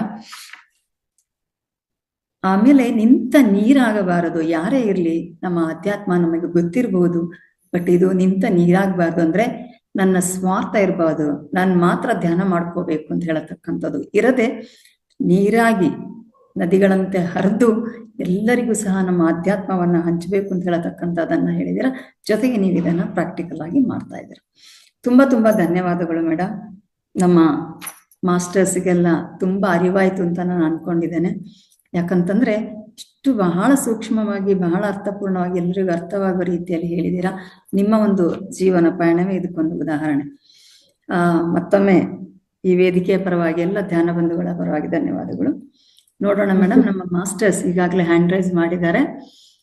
ಎಲ್ಲರೂ ಸಹ ಈ ಒಂದು ವಿಶಾಲಾಕ್ಷಿ ಮೇಡಮ್ ಅವರು ಹೇಳಿದಕ್ಕಂತಹ ಜೀವನ ಪಯಣದ ಬಗ್ಗೆ, ಆಧ್ಯಾತ್ಮಿಕ ಜೀವನ ಪಯಣದ ಬಗ್ಗೆ ಅರ್ಥಕೊಂಡಿದ್ದೀರಾ? ತಮ್ಮಲ್ಲಿ ಏನೇ ಪ್ರಶ್ನೆ ಇದ್ರು ಅಥವಾ ಈ ಬಗ್ಗೆ ತಮ್ಗೆ ಏನ್ ಅನ್ನಿಸ್ತು ಅಂತ ಹೇಳತಕ್ಕಂತ ಒಂದು ಅಭಿಪ್ರಾಯವನ್ನ ತಾವು ಹಂಚಿಕೊಳ್ಳಿ ಅಂತ ಹೇಳ್ಕೊಂಡು ಈ ಮೂಲಕ ವಿನಂತಿಸ್ತೇನೆ. ಡಾಕ್ಟರ್ ರಾಜು ಸರ್ ಮಾತಾಡಿ ಸರ್. ಜೂಮ್ ಕ್ಲಾಸ್ ಭಾಗವಹಿಸುವ ಎಲ್ಲ ಆತ್ಮಜ್ಞಾನಿಗಳು ಆತ್ಮಪೂರ್ವಕ ನಮಸ್ಕಾರಗಳು. ವಿಶಾಲಾಕ್ಷಿ ಅಕ್ಕನವರಿಗೂ ಆತ್ಮಪೂರ್ವಕ ನಮಸ್ಕಾರಗಳು. ಆಧ್ಯಾತ್ಮಿಕ ಜೀವನ ಪಯಣ ಬಗ್ಗೆ ಬಹಳ ಅದ್ಭುತವಾಗಿ ತಿಳಿಸಿಕೊಟ್ಟಿದ್ದಾರೆ. ಆತ್ಮಜ್ಞಾನವನ್ನು ಯಾವ ರೀತಿ ನಾವು ಬೆಳೆಸಿಕೊಳ್ಳಬೇಕು ಅನ್ನೋದು ಪ್ರತಿಯೊಂದೊಂದು ಅಂಶಗಳನ್ನು ತಿಳಿಸಿದ್ದಾರೆ. ಮೇಡಮ್, ನನಗೆ ಇದರಲ್ಲಿ ಸ್ಪಷ್ಟ ಇದನ್ನ ಆಗಲಿಲ್ರಿ. ಮ್ಯಾಲ ಹೋದ್ಬೇಕು ಬಾಡಿ ಮಾತ್ರ ನೋಡ್ಬೋದು ಅಂತ ಹೇಳಿದ್ರಿ. ಆದ್ರೆ ಮತ್ತೆ ಶರೀರ ಬಿಟ್ಟು ಬಳಕ ಮತ್ತೆ ಹೊಸ ಶರೀರ ತರತ್ ನಾ ಪ್ರತಿಯೊಂದು ಕ್ಲಾಸ್ನಾಗ ಎಲ್ಲಾ ಕೇಳ್ತಾ ಇದ್ನಿ. ಅದು ಯಾವ ರೀತಿ ನಾವು ಸ್ವಲ್ಪ ಸ್ಪಷ್ಟ ಆಗಲಿಲ್ಲ ಅಷ್ಟು. ಇನ್ನೊಂದ್ಸತಿ ಹೇಳಿ ಸರ್. ನಾವು ಶರೀರ ಬಿಟ್ಟು ಬಳಕ ಮೇಲೆ ಹೋಗ್ಬೇಕ, ಕೇವಲ ಅಸ್ಟ್ರಲ್ ಬಾಡಿ ಅಷ್ಟ ನಮ್ದು ಇದನ್ನ ಆಕೈತಿ ಅಂತ ಹೇಳಿದ್ರಿ ಮೇಡಮ್. ಆಮೇಲೆ ಅಷ್ಟ ಬೇರೆ ಏನಲ್ಲಿ ಸಿಗೋದಿಲ್ಲ ನಮ್ಗತ್ ನೀವು ಇದು ಮಾಡಿದ್ರಿ. ಆಮೇಲೆ ಮತ್ತೆ ಶರೀರ ಬಿಟ್ಟು ಬಳಕ ಮತ್ತೆ ಬೇರೆ ಬೇರೆ ಶರೀರ ತಗೋತೀವಿ ಕ್ಲಾಸ್ ಒಳಗೆ ಕೇಳಿದ್ದೇನೆ ಸಾಕಷ್ಟು. ಹೌದು, ಅಕ್ಷರ ಸಹ ನಿಜ. ಅದನ್ನ ಇನ್ನೊಂದ್ ಸ್ವಲ್ಪ ಚೆನ್ನಾಗಿ ಅರ್ಥ ಮಾಡ್ಕೊಂಡ್ಬಿಡ್ರಿ. ಏನಪ್ಪಾ ಅಂತಂದ್ರೆ, ನಾವು ಈ ದೇಹವನ್ನ ಇಲ್ಲೇ ಬಿಡ್ಬೇಕಾ? ಭೌತಿಕ ದೇಹ ಬಿಟ್ಟು ಸೂಕ್ಷ್ಮ ಶರೀರ ಸೂಕ್ಷ್ಮ ಲೋಕಕ್ಕೆ ಹೋಗುತ್ತೆ, ಹೌದಾ? ಸೊ ಇಲ್ಲಿ ನೋಡ್ರಿ, ಇಲ್ಲಿ ಭೌತಿಕ ರೂಪದೊಳಗೆ ಏನೇನ್ ವ್ಯವಸ್ಥೆ ಇದಾವ್ರಲ್ಲ, ಇದು ಯಾವ್ದು ಅಲ್ಲಿ ಇಲ್ಲ. ನಾವು ಉದಾಹರಣೆ ಕೂಡ ಹೇಳಿದೆ. ಫಾರ್ ಎಕ್ಸಾಂಪಲ್, ಸಿನಿಮಾ ಟಾಕೀಸ್ ಇಲ್ಲ, ಯಾವ್ದು ಬೇರೆ ಬೇರೆ ಅಂಗಡಿಗಳಿಲ್ಲ, ಯಾವ್ದು ಇಲ್ಲ. ಇದೆಲ್ಲ ದೇಹಕ್ಕೆ ಸಂಬಂಧಪಟ್ಟಿತ್ತು. ಮತ್ತ ಅದೇನ್ ಮಾಡ್ತೈತಿ, ಚೇತನ ಸೂಕ್ಷ್ಮ ಶರೀರ ಮತ್ತೊಂದು ದೇಹವನ್ನ ಧಾರಣೆ ಮಾಡ್ಕೊಂಡು ಇಲ್ಲಿ ಬಂದಾಗ ಮತ್ ಇದೆಲ್ಲ ಅನುಭವಿಸಕ್ ಸಾಧ್ಯ. ಅಲ್ಲಿ ಹೇಳುವಂತ ತಾತ್ಪರ್ಯ ಇಷ್ಟ, ಭೌತಿಕ ದೇಹದ ಒಂದು ಮಹತ್ವವನ್ನು ತಿಳ್ಕೊಂಡು ಇಲ್ಲಿರುವಂತಹ ಆನಂದವನ್ನ ಅನುಭವಿಸ್ರಿ, ಯಾಕೆ ದುಃಖ ಪಡಕತ್ತೀರಿ ಅಂತಕ್ಕಂತ ಒಂದು ನಿದರ್ಶನ ಅಷ್ಟೇ ಸ್ನೇಹಿತರೆ. ಮತ್ತೆ ಒಂದು ಆತ್ಮ ಎಷ್ಟೋ ಜನ್ಮ ತಗೋತದ ರೀ. ಅದರ ಒಂದು ಆಯ್ಕೆ ಅನುಸಾರವಾಗಿ ಎಷ್ಟೋ ಜನ್ಮ ತಗೋತದ. ಅದು 1000 ಇರ್ಬೋದು, 1,00,000 ಇರ್ಬೋದು.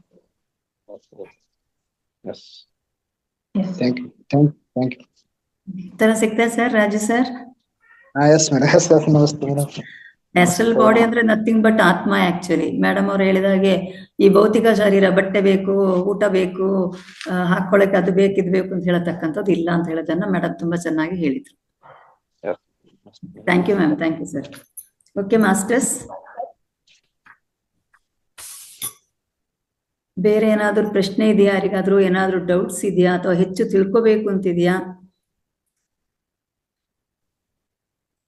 Ramesh sir, okay. Raghu unmute ಮಾಡಿ.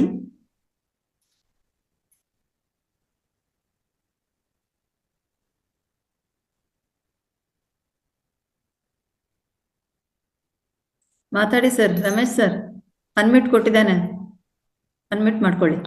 ಓಕೆ, ಮಾತಾಡಿ ಸರ್. ವಿಶಾಲಾಕ್ಷಿ ಅವರೇ, ತುಂಬಾ ಚೆನ್ನಾಗಿ ಹೇಳಿದಿರ ಎಲ್ಲ. ಪೂರ್ತಿ ಆಧ್ಯಾತ್ಮಿಕ ಪಯಣ ಯಾವ ತರ ಇರ್ಬೇಕು ಅಂತ. ಅಲ್ಲಿದೆ ನಮ್ಮನೆ, ಇಲ್ಲಿರುವುದು ಸುಮ್ಮನೆ, ಬಾಡಿಗೆ ಮನೆಯೊಂದು ನೆಚ್ಚು ಕೆಡಲು ಬೇಡ, ಕೆಳೆಯ ಹರಿಕತೆ ಶ್ರವಣಗಳ, ನಾಲೆ ಮಧೂತರು ಬಂದೊಯ್ಯುವಾಗ, ಬಾಡಿಗೆ ಮನೆಯೊಂದು ಬಾರದಯ್ಯ. ತುಂಬಾ ಚೆನ್ನಾಗಿದೆ ಮೇಡಮ್ ರೇವತಿ, ನಮ್ ತುಂಬಾ ಚೆನ್ನಾಗಿದೆ, ತುಂಬಾ ಚೆನ್ನಾಗಿದೆ. ಅದಕ್ಕೆ ನನಗೂ ಖುಷಿ ಆಯ್ತು. Okay, thank you madam. Thank you madam. Thank you sir, thank you. Okay, Nagaratna ma'am. Okay, unmute ಕೊಟ್ಟಿದ್ದಾರೆ, ಮಾತಾಡಿ ಮ್ಯಾಮ್. ಧನ್ಯವಾದ ಮೇಡಮ್. ಮಾತಾಡಿ ಮ್ಯಾಮ್. ಕೇಳಿಸ್ತದಿಲ್ಲ ಮೇಡಮ್? ತುಂಬಾ ತುಂಬಾ ಅನಂತ ಕೇಳಿಸ್ತಾ ಇದೆ, ಮಾತಾಡಿ ಮಾತಾಡಿ. ಧನ್ಯವಾದ ಮೇಡಮ್. ತುಂಬಾ ಚೆನ್ನಾಗಿ ವಿಶಾಲಾಕ್ಷಿ ಮೇಡಮ್ ಅವರು ಎಷ್ಟು ಆಧ್ಯಾತ್ಮದ ಬಗ್ಗೆ ನಮಗೆ ಅರಿವು ಮೂಡಿಸಿದರು ಅಂತ ಅಂದ್ರೆ ತುಂಬಾ ಚೆನ್ನಾಗಿ ಹೇಳ್ಕೊಟ್ರು. ಚಿಕ್ಕ ಮಗು ಕೂಡ ಅರ್ಥ ಆಗುವಂತದ್ದು ಅಷ್ಟು ಚೆನ್ನಾಗಿ ಹೇಳ್ಕೊಟ್ಟಿದ್ದಾರೆ. ಮತ್ತೆ ಅವ್ರ ಚೆನ್ನಾಗಿದೆ ಅಂತ ಹೇಳೋದಲ್ಲ, ಅದನ್ನ ನಾವು ಅನ್ವಯಿಸ್ಕೋಬೇಕು ಅನ್ನೋದನ್ನ ನಾವು ತಿಳ್ಕೊಬೇಕಷ್ಟೇ. ಒಂದ್ಸರಿ ಅನ್ಸುತ್ತೆ, ಬಟ್ ನಾವು ಎಷ್ಟೇ ಅನ್ವಯಿಸ್ಕೊಂಡು ನಾವು ನಡ್ಕೊಂಡು ಹೋಗ್ತಾ ಇದ್ರು ಬೇರೆ ಜನಗಳಿಗೋಸ್ಕರ ನಾವು ಭೌತಿಕದಲ್ಲೂ ಬದುಕಬೇಕಲ್ವಾ, ಅದೊಂದು ಪ್ರಾಬ್ಲಮ್ ಆಗ್ತಾ ಇದೆ ಮೇಡಮ್. ಯಾಕೆಂದ್ರೆ ನನ್ಗೆ ಏನು ಬೇಡ ವಿರಾಗಿ ಆಯ್ತೀನಿ ಅಂತ ಅಂದ್ರೆ, ಓ ನೋಡ್ತೀವಿ ಇವ್ರಿಗೆ ಏನು ಇಲ್ವಲ್ಲ ಅದಕ್ಕೆ ಹಿಂಗೆ ಮಾಡ್ತಾಳೆ, ಒಂದ್ ಒಳ್ಳೆ ಅಡೆ ಹಾಕೊಳ್ಳೋಣ ಅಂತಂದ್ರು ಭೌತಿಕದಲ್ಲಿ ಒಂಥರ ಮುಜುಗರ ಆಗುತ್ತೆ, ಹಾಕೋಬಾರ್ದು ನಮ್ಗೆ ಇಷ್ಟು ವಯಸ್ಸಾಯ್ತಲ್ವಾ ಏನು ಅಂತ ನಾವ್ ಅನ್ಕೊಂಡು ನಾವು ಸುಮ್ತೀವಿ. ಅವ್ರಿಗೆ ಇಲ್ಲ ಅದಕ್ಕೆ ಹಾಕೊಂಡಿಲ್ಲ ಅಂತ ಭೌತಿಕ ಜನಗಳ ಜೊತೆ ನಾವ್ ಯಾವ ರೀತಿ ನಡ್ಕೋಬೇಕು? ನಮ್ಗೆ ಸಾಕಾಗಿದೆ ಜೀವನ, ನಮ್ಗೆ ಹೌದು ನೀವ್ ಹೇಳ್ದಂಗೆ ನಮ್ಗೆ ಇಲ್ಲಿ ಇದುವರೆಗೂ ಅನುಭವಿಸಿದ್ ಸಾಕು, ನಾವು ಮುಂದಿನ ಪ್ರಯಾಣ ಬಳಸೋಣ ಅಂತ ಅಂದ್ಬಿಟ್ಟು ನಾವು ಮಾಡ್ಕೊಂಡ್ರು ಜನಗಳ ಮಧ್ಯೆ ಹೆಂಗ್ ಬದುಕ್ಬೇಕು ಅನ್ನೋ ಸ್ವಲ್ಪ ಡೌಟ್ ಆಯ್ತು ಮೇಡಮ್.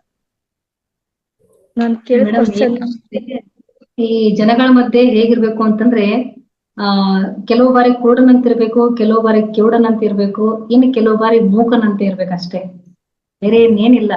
ಓಕೆನಾ?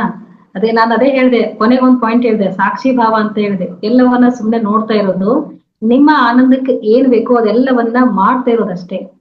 ಈಗ ನಮ್ಮನ್ನ ಯಾರು ಪ್ರಶ್ನೆ ಮಾಡ್ತಾರೆ ಗೊತ್ತಾ? ನಮ್ಮಿಂದ ಅವರಲ್ಲಿ ಅಸೂಯೆ ಹುಟ್ಟತಾ ಇರುತ್ತೆ, ಅಂತವರೇ ಪ್ರಶ್ನೆ ಮಾಡೋದು. ಓಕೆನಾ? ಅದನ್ನ ನಿಮ್ಮೊಳಗೆ ನೀವು ಇಳಿಸ್ಕೊಳಕ್ ಹೋಗ್ಬೇಡಿ. ನಿಮ್ಮ ಆನಂದವನ್ನ ನೋಡಕ್ ಆಗದೆ ಇರೋಂಥವ್ರು ಮಾತ್ರ ಆ ರೀತಿ ನಿಮ್ಮ ಬಗ್ಗೆ ಟೀಕೆಗಳನ್ನಾಗ್ಲಿ ಟಿಪ್ಪಣಿಗಳನ್ನ ಕೊಡ್ತಾ ಇರ್ತಾರೆ. ಇದನ್ನ ಬುದ್ಧ ಕೂಡ ಆಚರಿಸಿದ್ರು. ಅವ್ರಿಗೆ ಎಷ್ಟೋ ತೆಗಳಿಕೆ ಬರ್ತಾ ಇತ್ತು, ಹಾಗಿದ್ದಾರೆ ಹೀಗಿದ್ದಾರೆ ಎಲ್ಲವ ಅಂತ ಇದ್ರು, ಬಟ್ ಅವ್ರೆಲ್ಲವನ್ನ ನೋಡ್ತಾ ಇದ್ರು ಅಷ್ಟೇ. ನಾವು ಸುಮಾರು 2,500 ವರ್ಷಗಳ ನಂತರ ಕೂಡ ಬುದ್ಧನನ್ನ ನೆನೆಸ್ತಾ ಇದ್ದೀವಿ ಅಂತಂದ್ರೆ ಇದೇ ಒಂದು ಕಾರಣಕ್ಕೆ ಮೇಡಮ್, ಅಷ್ಟೇ. ಹಾಗಾಗಿ ನಮ್ಮೊಳಗಿರ್ತಕ್ಕಂಥ ಬುದ್ಧತ್ವವನ್ನ, ಆ ಚೈತನ್ಯ ಶಕ್ತಿಯನ್ನ ಕಂಡ್ಕೋಬೇಕು ಅಂದ್ರೆ ಎಲ್ಲವನ್ನ ಸುಮ್ನೆ ಸಾಕ್ಷಿ ಭಾವದಿಂದ ನೋಡ್ತಾ ಇರಿ ಅಷ್ಟೇ. ಯಾರ ಟೀಕೆ ಟಿಪ್ಪಣಿಗಳಿಗೆ ತಲೆ ಕೊಡ್ಬೇಡಿ. ಅದೇ ನಾನು ಇವಾಗ ಅದನ್ನ ನಿರ್ಧಾರ ಮಾಡ್ಕೊಂಡಿದೀನಿ. ಆದ್ರೂ ಸಮಾಜದಲ್ಲಿ ಒಂದ್ ಸ್ವಲ್ಪ 4 ಜನ ಇದಾಗ ಹೋದ್ರೆ, ಓ ಏನೋ ಅಂತ ವೈರಾಗಿ ಆಗ್ಬಿಟ್ಟಿದೆ, ಏನೋ ಇಲ್ವಲ್ಲ, ಏನೋ ಕಳ್ಕೊಂಡಿದ್ದಾನೆ ಅದಕ್ಕೆ ಈ ತರ ಇದ್ದಾಳೆ ಅಂತ ಅಂತಾರೆ. ಆದರೂ ಅದಕ್ಕೆ ಅನ್ನುವಂತಹ ಮಾತೆ ಇದರಲ್ಲಿ ಬೇಡ ಮೇಡಮ್. ಆ 4 ಜನ ಯಾರು? ಇಲ್ಲಿವರೆಗೆ ನಾವು ಅವ್ರನ್ನ ನೋಡಿದೀವ? 4 ಜನ ಏನ್ ಅಂದಿದ್ದಾರೆ, 4 ಜನ ಏನ್ ಅಂತಾರೆ ಅಂತೀವಿ. ಯಾರು 4 ಜನ? ಅಜ್ಞಾನಿಗಳು, ಕೆಲಸ ಇಲ್ಲದೆ ಇರೋರು, ಸತ್ಯವನ್ನ ಅರ್ಥಕೊಳ್ಳದೆ ಇರೋರು, ಸತ್ಯವನ್ನ ಎದುರಿಸದೇ ಇರೋರು, ಅವರೇ 4 ಜನ. ಅವ್ರ ಮಾತು ನಿಮ್ಗೆ ಬೇಕಾ? ಹೌದು ಮೇಡಮ್, ಇನ್ ತಿಳ್ಕೊಬೇಕು ಮೇಡಮ್. ಇದುವರೆಗೂ ನೀನ್ ಆಶ್ರಮಕ್ಕೆ ಸೇರ್ಕೊಬಿಡು, ಇಷ್ಟೆಲ್ಲ ಹೇಳ್ತೀಯಲ್ಲ, ನೀ ಆಶ್ರಮಕ್ಕೆ ಸರಿಯಾಗಿದೆಯಾ, ಅದು ಇದು ತುಂಬಾ ಅಧ್ಯಾತ್ಮ ಹೇಳ್ತಾಳೆ ಅಂತ ಒಂಥರ ಅವ್ರು ಕೇಳೋ ತನಕ ಕೇಳ್ಕೊಂಬಿಟ್ಟು ಒಂಥರ ನಮ್ಮನ್ನ ಟೀಸ್ ಮಾಡ್ತಾರೆ. ಅದಕ್ಕೆ ಹೇಳಕ್ಕೆ ಹೋಗ್ಬಾರ್ದು ನಾವು. ನೀವ್ ಹೇಳ್ದಂಗೆ ನಮ್ಮಷ್ಟು ನಾವು ಸುಮ್ನೆ ಇದ್ಬಿಡ್ಬೇಕು ಅಂತ ಅನಿಸ್ತಾ ಇದೆ. ಹೌದು ಮೇಡಮ್, ತುಂಬಾ ಧನ್ಯವಾದ ಮೇಡಮ್ ವಿಷಯಗಳು ಹೇಳಿದ್ದು. ಜೊತೆಗೆ ಗುರುತತ್ವದ ಬಗ್ಗೆ ಹೇಳಿದ್ರಲ್ಲ ಮೇಡಮ್, ನಾವು ಓದ್ತಾ ಇರ್ತೀನಿ. ಇವತ್ತು ಆ ಪೇಜ್ ತಗೊಂಡು ಹಿಡ್ಕೊಂಡು ನೀವು ಅದೇ ವಿಷಯ ಹೇಳಿದಾರೆ ಮೇಡಮ್. ಇವತ್ತು ನಿಜವಾಗ್ಲು ಒಂದು ಜೇನು ಉಳುತ್ತವಿಂದ, ಒಂದು ಮಗುವಿಂದ, ಒಂದು ಪಾರಿವಾಳದಿಂದೆಲ್ಲ ಕಲಿತ್ಕೊಳ್ಳುವಂತ ಬುದ್ಧಿ ನಮ್ಗೆ ಬೇಕಾದಷ್ಟು ಇದೆ ಮೇಡಮ್. ಅದ್ರ ಬಗ್ಗೆ ಓದ್ತಾ ಇದ್ದೆ, ಅದೇ ವಿಷಯ ಬಂದಕ್ಕೆ ತುಂಬಾ ಖುಷಿ ಆಯ್ತು ಮೇಡಮ್. ತುಂಬಾ ಧನ್ಯವಾದ ಧನ್ಯವಾದ ಧನ್ಯವಾದ ಮೇಡಮ್. ಜೊತೆಗೆ ಮಗಳಿಗೊಬ್ಳಿಗೆ ಯಾರೋ ಫೋನ್ ಮಾಡಿ, ಯಾರ್ದು ನಂಬರ್ ಗೊತ್ತಿಲ್ಲ, ಫೋನ್ ಮಾಡಿದ್ರಂತೆ. ಏನು ಅಂತ, ಯಾರು, ಯಾಕೆ, ಏನು ಅಂತೆಲ್ಲ ಕೇಳಿದಕ್ಕೆ, ನಿನಗೇನೋ ಆಧ್ಯಾತ್ಮದ ಬಗ್ಗೆ ಒಂದು ಕುತೂಹಲ ಇದೆ, ಸೌಂದರ್ಯ ಲಹರಿ ಓದ್ ನೋಡು ನೀನು ಅದೆಲ್ಲ ಅಂತೆಲ್ಲ ಹೇಳಿದ್ರು ಕಣಮ್ಮ. ನನ್ಗೆ ಯಾಕೋ ಒಂಥರ ಅನ್ನಿಸ್ತು, ಏನೋ ನನಗೆ ತುಂಬಾ ತಿಳ್ಕೊಳ್ಳೋದಿದೆ ಅಂತೆಲ್ಲ ಹೇಳ್ತಾರೆ ಅಂತ ಇವತ್ತು ಅದೇ ಮಾತಾಡಿದ್ಲು ಸಾಯಂಕಾಲ. ಇದನ್ನೆಲ್ಲ ನೋಡಿದ್ರೆ ನಮ್ಗೇನೋ ಮುಂದುವರಿಯಕ್ಕೆ ಒಂದು ದಾರಿ ಕೊಟ್ಟಿರೋ ದೇವ್ರು, ಅದಕ್ಕೆ ನಾವು ಅದನ್ನ ಉಪಯೋಗಿಸ್ಕೋಬೇಕು ಅಂತ ಅನ್ನಿಸ್ತು ಮೇಡಮ್. ಹಾಸ್ಟೆಲ್ ಕಡೆಯಿಂದ ಬಂದಿದೆ ಅಂತ ಹೇಳ್ದೆ ಮೇಡಮ್ ಅವಳಿಗೆ. ಧನ್ಯವಾದ ಮೇಡಮ್, ತುಂಬಾ ಧನ್ಯವಾದ madam. Thank you ma'am, thank you. Nagaratna madam, ನೀವು ತುಂಬಾ ಓದ್ತೀರಾ, ತುಂಬಾ ಗೊತ್ತಿದೆ. ಮಹಾತಾರ ಸಂಸ್ಥೆ ಏನೇನ್ ನೀಡ್ತಾ ಇದೆ ಎಲ್ಲಾನ ಫಾಲೋ ಮಾಡ್ತೀರಾ. ಆದ್ರೆ ಅವರಿವರ ಮಾತನ್ನ ಕೇಳುವುದು ಅಗತ್ಯ ಇಲ್ಲ ನಮಗೆ.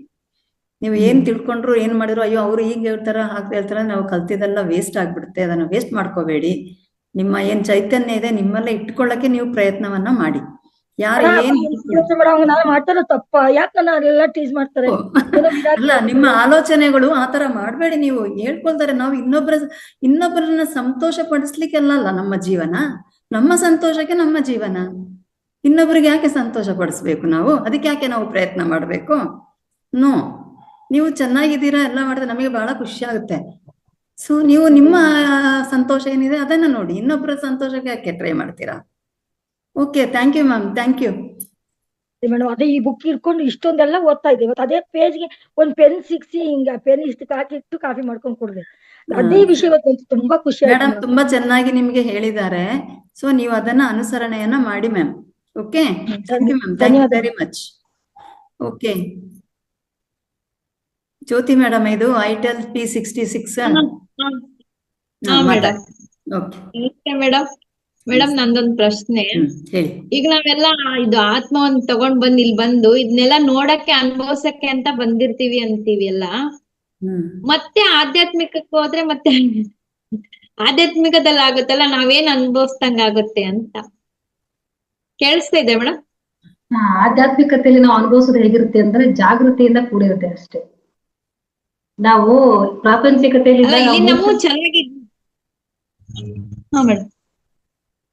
ನೀವು ಉತ್ತರ ಕೊಡ್ಲಿಕ್ಕೆ ನೀವು ಕೇಳಿ ಏನ್ ಹೇಳ್ತಾ ಇದಾರೆ ಮೇಡಮ್ ಅವ್ರು ಅಂತ ಕೇಳಿ. ಜ್ಯೋತಿ ಮ್ಯಾಮ್ ಹೇಳಿ. ಮ್ಯಾಮ್ ವಿಶಾಲಕ್ಷ್ಮಿ ನೀವು ಹೇಳಿದ್ರಲ್ಲ ಇದನ್ನೆಲ್ಲ ಆಧ್ಯಾತ್ಮಿಕತೆಗೆ ಬಂದ್ರೆ ಇದನ್ನೆಲ್ಲ ಅನುಭವಿಸಕ್ ಆಗತ್ತಾ ಅಂತಾನೆ ಕೇಳಿದ್ರಲ್ಲ. ಆಧ್ಯಾತ್ಮಿಕತೆಗೆ ಬಂದಾಗಲೇ ನಾವು ಜೀವನವನ್ನ ಸರಿಯಾಗಿ ಅನುಭವಿಸ್ತೀವಿ, ಚೆನ್ನಾಗಿ ಅನುಭವಿಸ್ತೀವಿ, ಜಾಗೃತ ಸ್ಥಿತಿಯಲ್ಲಿ ಅನುಭವಿಸ್ತೀವಿ. ನಾವು ಮೂರ್ಛಾವಸ್ಥೆಯಲ್ಲಿ ಇದ್ದಾಗ ಜೀವನವನ್ನ ಅನುಭವಿಸೋದೇ ಬೇರೆ, ಜಾಗೃತ ಸ್ಥಿತಿಗೆ ಬಂದಾಗ ಜೀವನವನ್ನ ಅನುಭವಿಸೋದಿಲ್ಲ, ಆನಂದಿಸ್ತೀವಿ. ಇಷ್ಟೇ ವ್ಯತ್ಯಾಸ, ಬಿಟ್ರೆ ಬೇರೆ ಏನಿಲ್ಲ. ಒಳ್ಳೇದಾಯ್ತು ಮೇಡಮ್ ಅವ್ರು ಕೇಳಿದ ಪ್ರಶ್ನೆ. ಇದು ತುಂಬಾ ಜನರಿಗೆ ಇದೆ. ಅಂದ್ರೆ ನಾವು ಆಧ್ಯಾತ್ಮಿಕಗೆ ಬಂದ್ಮೇಲೆ ಎಲ್ಲವನ್ನ ಬಿಟ್ಟು ಬಿಡ್ಬೇಕು ಅಂತ ಯಾರು ಹೇಳುದಿಲ್ಲ. ಮೇಡಮ್ ಹೇಳಿದ್ರು, ಒಳ್ಳೇದನ್ನ ಮಾಡಿ, ಸತ್ಕರ್ಮಗಳನ್ನ ಮಾಡಿ, ಸತ್ಕಾರ್ಯವನ್ನ ಮಾಡಿ, ಲೋಕ ಕಲ್ಯಾಣಕ್ಕೋಸ್ಕರ ಒಳ್ಳೇದನ್ನ ಮಾಡಿ, ಒಳ್ಳೇದನ್ನ ತಿನ್ನಿ, ಮಿತವಾಗಿ ಉಡಿ ಅಂತ ಹೇಳತಕ್ಕಂಥದ್ದು.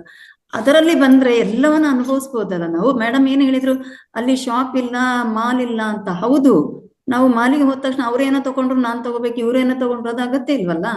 ನಿಮ್ಗೆ ಏನ್ ಬೇಕು ಅದನ್ನ ತಗೊಳ್ಳಿ ಅಂತ ಕ್ಲಿಯರ್ ಆಗಿ ಅವರು ಮಾರ್ಕೆಟ್ ಇದು ಒಂದು ಉದಾಹರಣೆಯನ್ನ ಸಹ ಕೊಟ್ರು. ಅರ್ಥ ಮಾಡ್ಕೊಳ್ಳೋದ್ರಲ್ಲಿ ನಾವು ತಪ್ಪಾಗ್ತಾ ಇದ್ದೇವೆ. ಆಧ್ಯಾತ್ಮಿಕ ಬಂದ ತಕ್ಷಣ ಎಲ್ಲ ಬಿಟ್ಟು ಅಂತ ಯಾರೂ ಇವಷ್ಟರವರೆಗೆ ಈ ವೇದಿಕೆಯಲ್ಲಿ ಹೇಳಲಿಲ್ಲ. ಎಲ್ಲವನ್ನ ಅನುಭವಿಸಿ ಅಂತಾನೆ ಹೇಳುದು. ಮೇಡಮ್ ಅವರು ಅದನ್ನ ತುಂಬಾ ಚೆನ್ನಾಗಿ ಹೇಳಿದ್ದಾರೆ. ಇಲ್ಲೇ ನಾವು ಅನುಭವಿಸ್ಲಿಕ್ಕೆ ಅವಕಾಶ ಇರೋದು ಮಾಡಿ, ಆದರೆ ಮಿತಿ ಮೀರಿ ಯಾವುದನ್ನ ಮಾಡಬೇಡಿ, ಇನ್ನೊಬ್ಬರ ಸಂತೋಷಕ್ಕಾಗಿ ಏನು ಮಾಡಬೇಡಿ. ನಿಮ್ಮ ಆತ್ಮಕ್ಕೆ ಏನಿದೆ, ನಿಮ್ಮ ಆತ್ಮಕ್ಕೆ ಸಂತೋಷ ಏನಾಗುತ್ತೆ ಅದನ್ನ ಮಾಡಿ, ಸರಿಯಾದ ಮಾರ್ಗದಲ್ಲಿ ಹೋಗಿ. ಯಾರೋ ಹೇಳ್ತಾರಂತ ಕೇಳುವಾಗುತ್ತೆ ಇಲ್ಲ ಅಷ್ಟೇ. ಮೇಡಮ್ ಅವರು ತುಂಬಾ ಚೆನ್ನಾಗಿ ಹೇಳಿದ್ದಾರೆ. Okay, Vedavati ma'am. ನಮಸ್ತೆ ರೇವತಿ ಮೇಡಮ್. ನಮಸ್ತೆ ಎಲ್ಲರಿಗೂ. ವಿಶಾಲಕ್ಷ್ಮಿ ಮೇಡಮ್ ನಮಸ್ತೆ. ವಿಶಾಲಕ್ಷ್ಮಿ ಮೇಡಮ್ ಕ್ಲಾಸ್ ಇದ್ದಾಗ ನಾನು ಹೇಗೋ ಆಟೋಮೆಟಿಕ್ ಆಗಿ ಕನೆಕ್ಟ್ ಆಗ್ಬಿಡ್ತೇನೆ. ಅದು ಮಧ್ಯಾಹ್ನ ಕ್ಲಾಸ್ ಆಗ್ಲಿ, ಬೆಳಿಗ್ಗೆ ಕ್ಲಾಸ್ ಆಗ್ಲಿ, ಸಂಜೆ ಕ್ಲಾಸ್ ಆಗ್ಲಿ, ಅದು ಹೇಗೆ ಕನೆಕ್ಟ್ ಆಗ್ತೀನಪ್ಪ.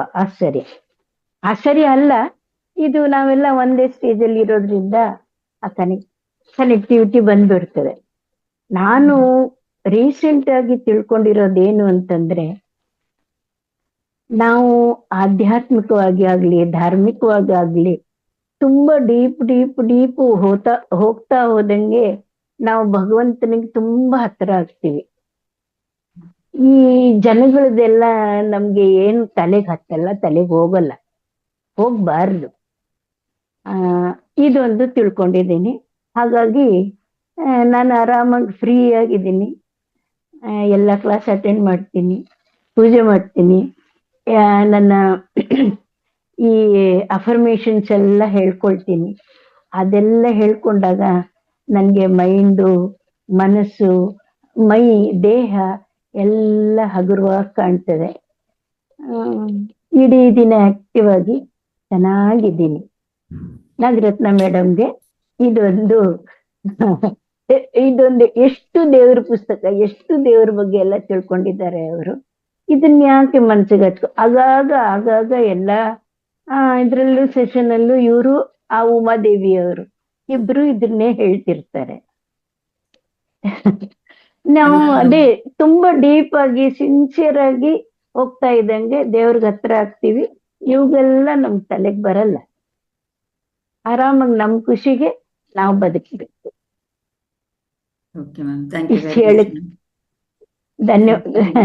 ಧನ್ಯವಾದಗಳು ಮೇಡಮ್. ಬೇರೆಯವರ ಬಗ್ಗೆ ಕಾಮೆಂಟ್ ಮಾಡೋದು ಬೇಡ. ಅವರು ಸಹ ನಿಧಾನಕ್ಕೆ ಅರ್ಥ ಮಾಡ್ಕೊಳ್ತಾರೆ. ಅಂದ್ರೆ ಒಂದು ಕ್ಲಾಸ್ ಅಲ್ಲಿ ಎಲ್ಲ ಇವ್ರವರೆಲ್ಲ ಇರೋದಿಲ್ಲ ಅಲ್ಲ. ಸೊ ಅರ್ಥ ಮಾಡ್ಕೊಳ್ಳೋದು ನಿಧಾನಕ್ಕೆ. ಅವರು ಕೇಳಿದಷ್ಟು ಪ್ರಶ್ನೆಗಳು ಎಲ್ರಿಗೂ ಹೆಲ್ಪ್ ಆಗುತ್ತೆ. ಯಾಕಂದ್ರೆ ಅದರಿಂದ ತುಂಬಾ ಉತ್ತರ ಕೊಡ್ತಾರೆ. ಜ್ಞಾನಿಗಳು ಬಂದು ಜ್ಞಾನ ಹಂಚ್ಕೊಳ್ಳುವಾಗ ಒಂದು ಪ್ರಶ್ನೆ ಎಲ್ಲರೂ ಕಲ್ತಂಗ ಆಗುತ್ತೆ. ಅದೇ ನಾನು ಇದನ್ನ ನಾನು ಇದೇ ಸ್ಟೇಜ್ ಅಲ್ಲೇ ಕಲ್ತಿದ್ದು. Yes. Thank you very much ma'am. Thank you. Thank you. ಮತ್ತೆ ರೇವತಿ ಮೇಡಮ್, ಇನ್ನೊಂದು ಇದು ಔಟ್ ಆಫ್ ಸಬ್ಜೆಕ್ಟ್. ನಿನ್ನೆ ಮತ್ತೆ ಮೊನ್ನೆ 2 ದಿನಾನು ಧ್ಯಾನ ಮಾಡುವಾಗ ಯಾರ್ದೋ ಸ್ಪೀಕರ್ ಆನ್ ಇರ್ತದೆ, ಒಂದ್ ತರ ಸೌಂಡ್ ಮಾಡ್ತಾರೆ. ಲಾಸ್ಟ್ಗೆ ಏನ್ ಮಾಡಿದ್ರು, ನೆನ್ನೆ ಉಫ್ ಅಂತೇಳಿ ಜೋರಾಗಿ ಊದಿದ್ರು. ಹೌದಾ? ಹಾ, ಓಕೆ, ನೋಡುವ ಯಾರ್ದಿರ್ತ, ಯಾಕಂದ್ರೆ ಎಲ್ರಿಗೂ ಮ್ಯೂಟ್ ಮಾಡಿರ್ತದೆ, ಆಲ್ ಮ್ಯೂಟ್, ಯಾರಿಗೂ ನಾನು ಮ್ಯೂಟ್ ಮಾಡಿರಲ್ಲ. ನಿನ್ನೆನೂ ಹಾಗೆ ಆಯ್ತು, ಮೊನ್ನೆನೂ ಹಾಗೆ ಆಯ್ತು. ಹೌದಾ? ನೋಡುವ ಮೇಡಮ್, ಇವತ್ತು ಅಬ್ಸರ್ವ್ ಮಾಡುವ, ನೋಡುವ. Please. Okay okay okay okay, thank you. Nagalalitha ma'am.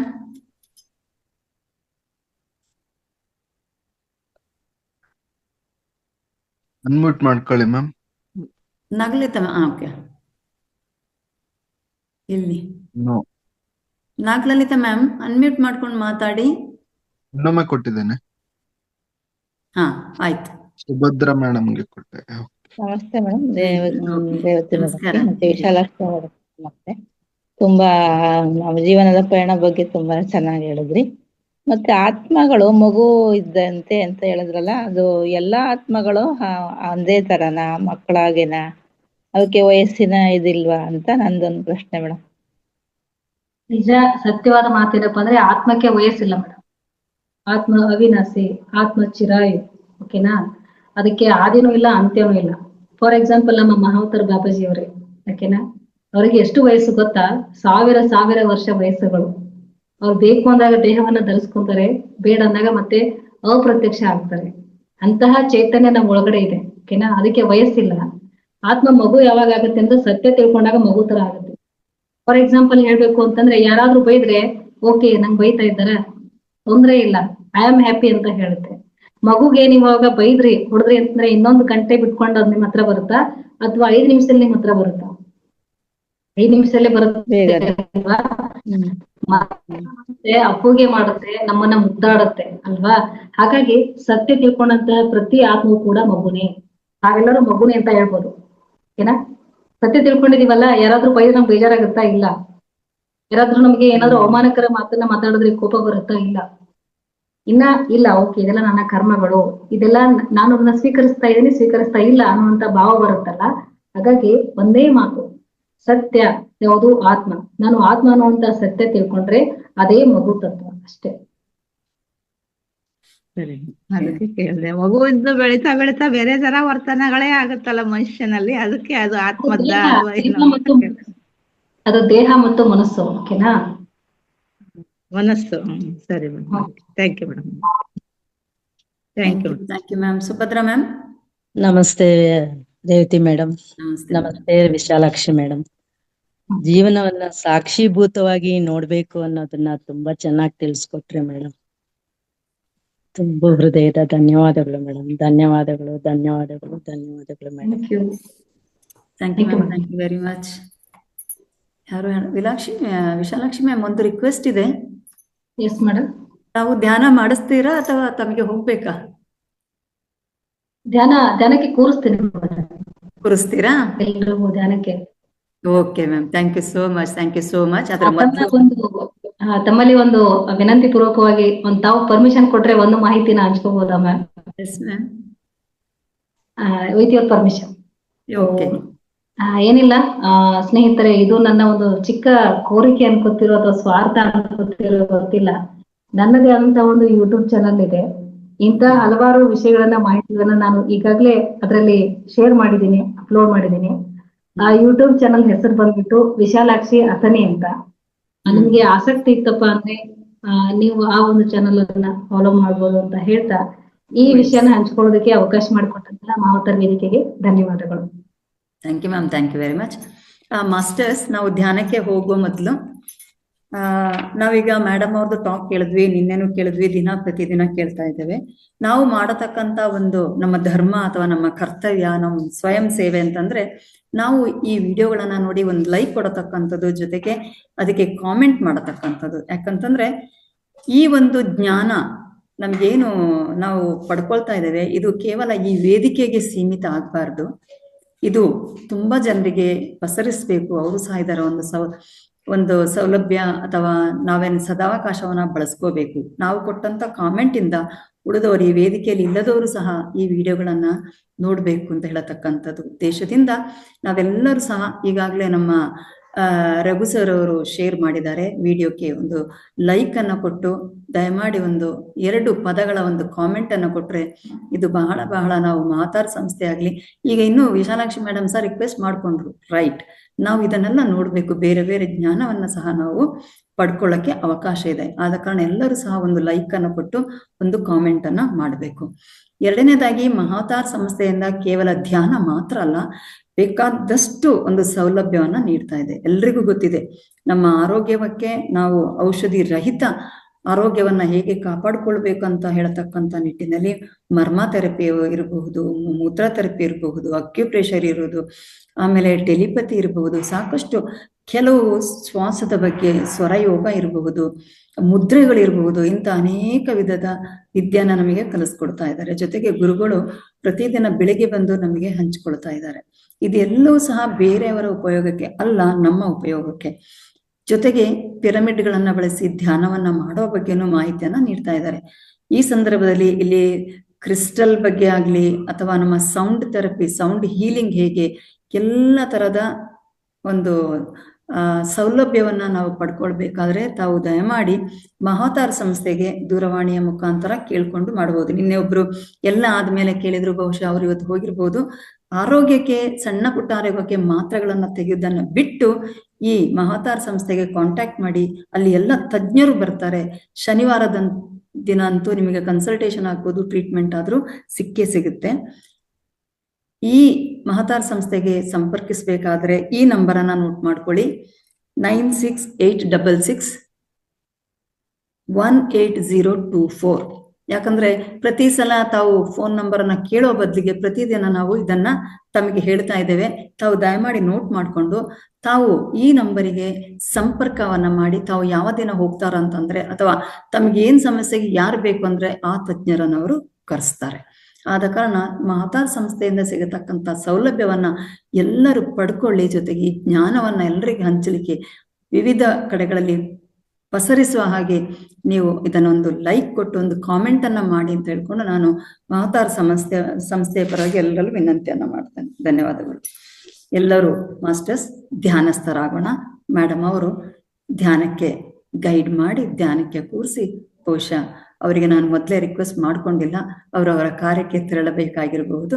Thank you so much madam for accepting my request. Thank you very much ma'am. ಕೂರಿಸಿ ಮೇಡಮ್ ಧ್ಯಾನಕ್ಕೆ. ಅವಕಾಶವನ್ನ ಕೊಟ್ಟದಕ್ಕಾಗಿ ತಮಗೆ ವೈಯಕ್ತಿಕವಾಗಿ ಧನ್ಯವಾದಗಳು ಮೇಡಮ್. Thank you. ಎಸ್ ಬಂಧುಗಳೇ, ಎಲ್ಲರೂ ಕೂಡ ಅಂತರಂಗದ ಪ್ರಯಾಣವನ್ನ ಆರಂಭಿಸೋಣ. ಓಕೆ, ಸುಖಮಯ ಆಸನದಲ್ಲಿ ಹಾಯಾಗಿ ಕೂತ್ಕೊಳ್ಳಿ.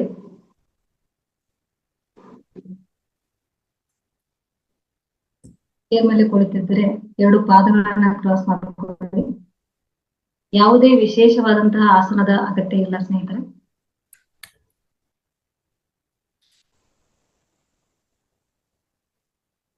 ಸುಖಮಯ ಮತ್ತು ಸ್ಥಿರವಾದಂತಹ ಆಸನ ಇರಲಿ.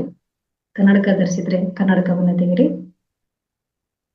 ಹಾಗೆಯೇ ನಿಧಾನವಾಗಿ ಕೈ ಬೆರಳುಗಳನ್ನ ಒಂದರಲ್ಲಿ ಒಂದು ಜೋಡಿಸಿಕೊಳ್ಳುತ್ತಾ ನಿಧಾನವಾಗಿ ಕಣ್ಣುಗಳನ್ನ ಮುಚ್ಚುತ್ತಾ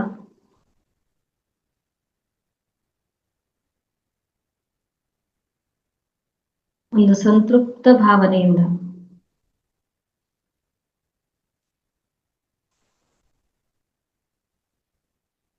ಇಡೀ ದಿನದ ಜ್ಞಾನಕ್ಕೆ ಒಂದು ಧನ್ಯತಾ ಭಾವವನ್ನು ತಿಳಿಸುತ್ತಾ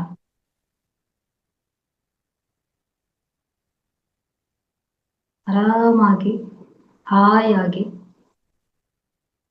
ನಮ್ಮೊಳಗಿನ ಉಸಿರಾಟ ಕ್ರಿಯೆಯನ್ನ ಗಮನಿಸೋಣ ಸ್ನೇಹಿತರೆ. ಬೇರೆ ಯಾವ ಕೆಲಸನೂ ಬೇಡ, ನಾಮ ಜಪ ಬೇಡ, ಮಂತ್ರೋಚ್ಚಾರಣೆ ಬೇಡ, ಯಾವುದೇ ಸ್ಮರಣೆಗಳು ಬೇಡ. ಕೇವಲ ಗಮನಿಸುವಿಕೆ.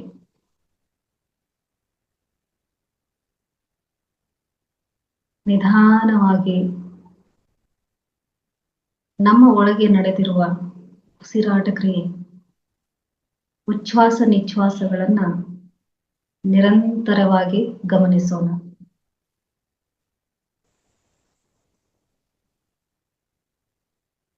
ದೇಹದ, ಮನಸ್ಸಿನ, ಬುದ್ಧಿಯ ಆರೋಗ್ಯಕ್ಕಾಗಿ ಧ್ಯಾನ ಒಂದೇ ಮಾರ್ಗ ಸ್ನೇಹಿತರೆ.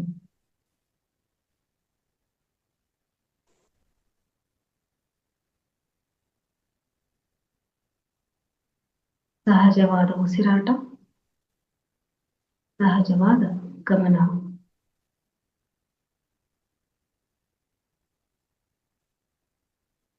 ಕೇವಲ ಶ್ವಾಸವನ್ನು ಮಾತ್ರ ಗಮನಿಸಿ.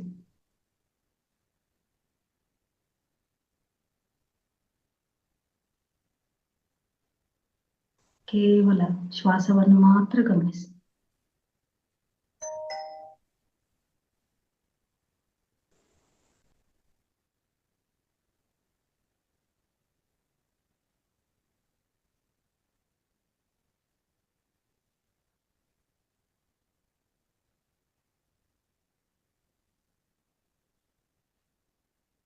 ಕೇವಲ ಶ್ವಾಸವನ್ನು ಮಾತ್ರ ಗಮನಿಸಿ.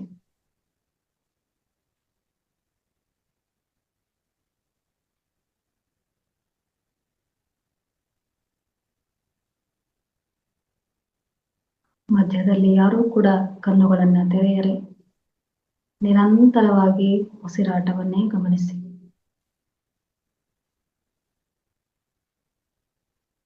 Thank you all, my dear beautiful souls. Thank you.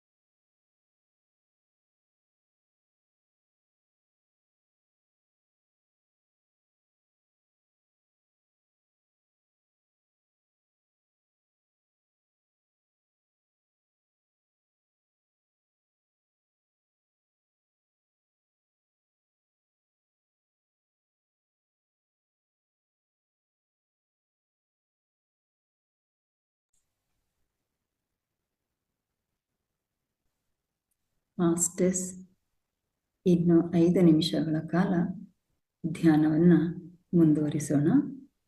ಯಾರು ಸಹ ಕಣ್ಣು ತೆರೆಯಬೇಡಿ.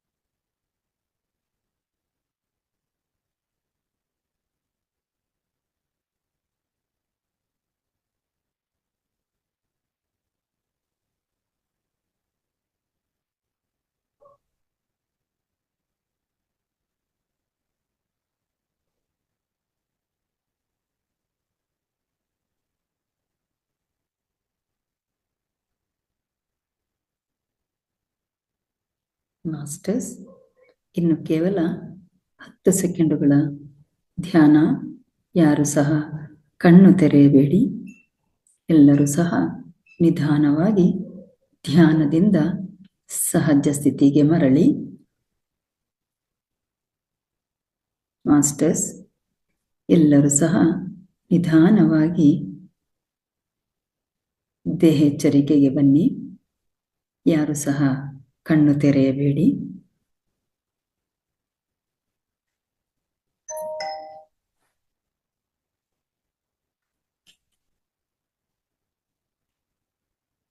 ಒಂದು, 2, 3, 4, 5. ನಿಧಾನವಾಗಿ ತಮ್ಮ 2 ಕೈಗಳನ್ನು ಬಿಡಿಸಿಕೊಂಡು ತಮ್ಮ 2 ಕಣ್ಣುಗಳ ಮೇಲೆ 5 ಸೆಕೆಂಡುಗಳ ಕಾಲ ಇಟ್ಟುಕೊಳ್ಳಿ.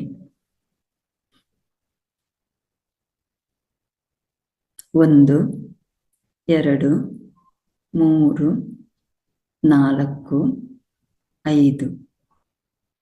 ನಿಧಾನವಾಗಿ ತಮ್ಮ 2 ಕೈಗಳನ್ನು ಬಿಡಿಸಿಕೊಂಡು 2 ಕೈಗಳ ಹಸ್ತವನ್ನು ನೋಡುತ್ತಾ ನಿಧಾನವಾಗಿ ಮುಗುಳ್ನಗುವಿನೊಂದಿಗೆ ತಮ್ಮ 2 ಕಣ್ಣುಗಳನ್ನು ತೆರೆಯಿರಿ.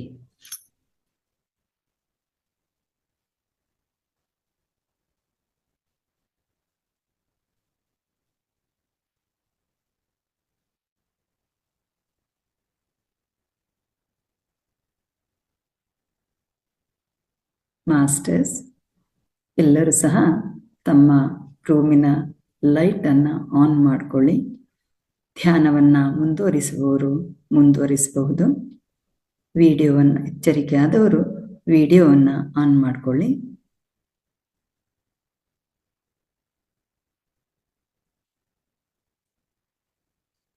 ಇಲ್ಲಿಯವರೆಗೆ ಧ್ಯಾನವನ್ನ ಮಾಡಿದ ಎಲ್ಲ ಧ್ಯಾನ ಬಂಧುಗಳಿಗೆ ಧನ್ಯವಾದಗಳು. ಈ ಧ್ಯಾನಕ್ಕೆ ಸಹಕರಿಸಿದ ಪ್ರಕೃತಿ ಮಾತೆಗೆ ಧನ್ಯವಾದಗಳು. ಹಾಗೇನೆ ಈ ಧ್ಯಾನಕ್ಕೆ ಸಹಕರಿಸಿದ ನಮ್ಮ ದೇಹಕ್ಕೆ ಚಪ್ಪಾಳೆಯೊಂದಿಗೆ ಧನ್ಯವಾದವನ್ನ ಹೇಳೋಣ. ಇಲ್ಲಿಗೆ ನಮ್ಮ ಈ ದಿನದ ಕಾರ್ಯಕ್ರಮ ಮುಗಿಯಿತು. 9 ಗಂಟೆಯಿಂದ ಇಲ್ಲಿಯವರೆಗೆ ಜ್ಞಾನ ಹಂಚಿಕೆಯನ್ನ ಪಡ್ಕೊಂಡಂತಹ, ಧ್ಯಾನವನ್ನ ಮಾಡಿದಂತಹ ನಿಮ್ಮೆಲ್ಲರ ಸಹಕಾರಕ್ಕೆ ಅನಂತ ಧನ್ಯವಾದಗಳು. ಹಾಗೇನೆ ಅದ್ಭುತವಾದ ಆಧ್ಯಾತ್ಮಿಕ ಜೀವನ ಪಯಣದ ಬಗ್ಗೆ ಜ್ಞಾನವನ್ನ ಹಂಚಿಕೊಂಡಿರತಕ್ಕಂತಹ ಕುಮಾರಿ ವಿಶಾಲಾಕ್ಷಿ ಮೇಡಮ್ ಇವರಿಗೂ ಸಹ ಧನ್ಯವಾದಗಳು. ಈ ಒಂದು ವೇದಿಕೆಯನ್ನ ನಿರ್ಮಾಣ ಮಾಡಿ ನಮ್ಗೆಲ್ಲರಿಗೂ ಅವಕಾಶವನ್ನ ಮಾಡಿಕೊಟ್ಟಿರತಕ್ಕಂತಹ ಮಹಾವತಾರ್ ಸಂಸ್ಥೆಯ ಸಂಸ್ಥಾಪಕರು ಆಗಿರತಕ್ಕಂತಹ ಡಾಕ್ಟರ್ ರಂಗನಾಥ್ ಸರಿಗೆ ಹಾಗೂ ಅವರ ಸಿಬ್ಬಂದಿ ವರ್ಗದವರಿಗೆ ಧನ್ಯವಾದಗಳು. ಮತ್ತೊಮ್ಮೆ ಎಲ್ಲರಿಗೂ ಧನ್ಯವಾದವನ್ನ ಹೇಳುತ್ತಾ ಈ ಕಾರ್ಯಕ್ರಮವನ್ನ ಇಲ್ಲಿಗೆ ಸಂಪನ್ನಗೊಳಿಸೋಣ. ಧನ್ಯವಾದಗಳು, ಧನ್ಯವಾದಗಳು, ಧನ್ಯವಾದಗಳು. ಹಾಗೇನೆ ಕೋ ಹೋಸ್ಟ್ ಆಗಿ ಸಹಕರಿಸಿದಂತಹ ರಘುನಾಥ್ ಸರಿಗೂ ಸಹ ಧನ್ಯವಾದಗಳು.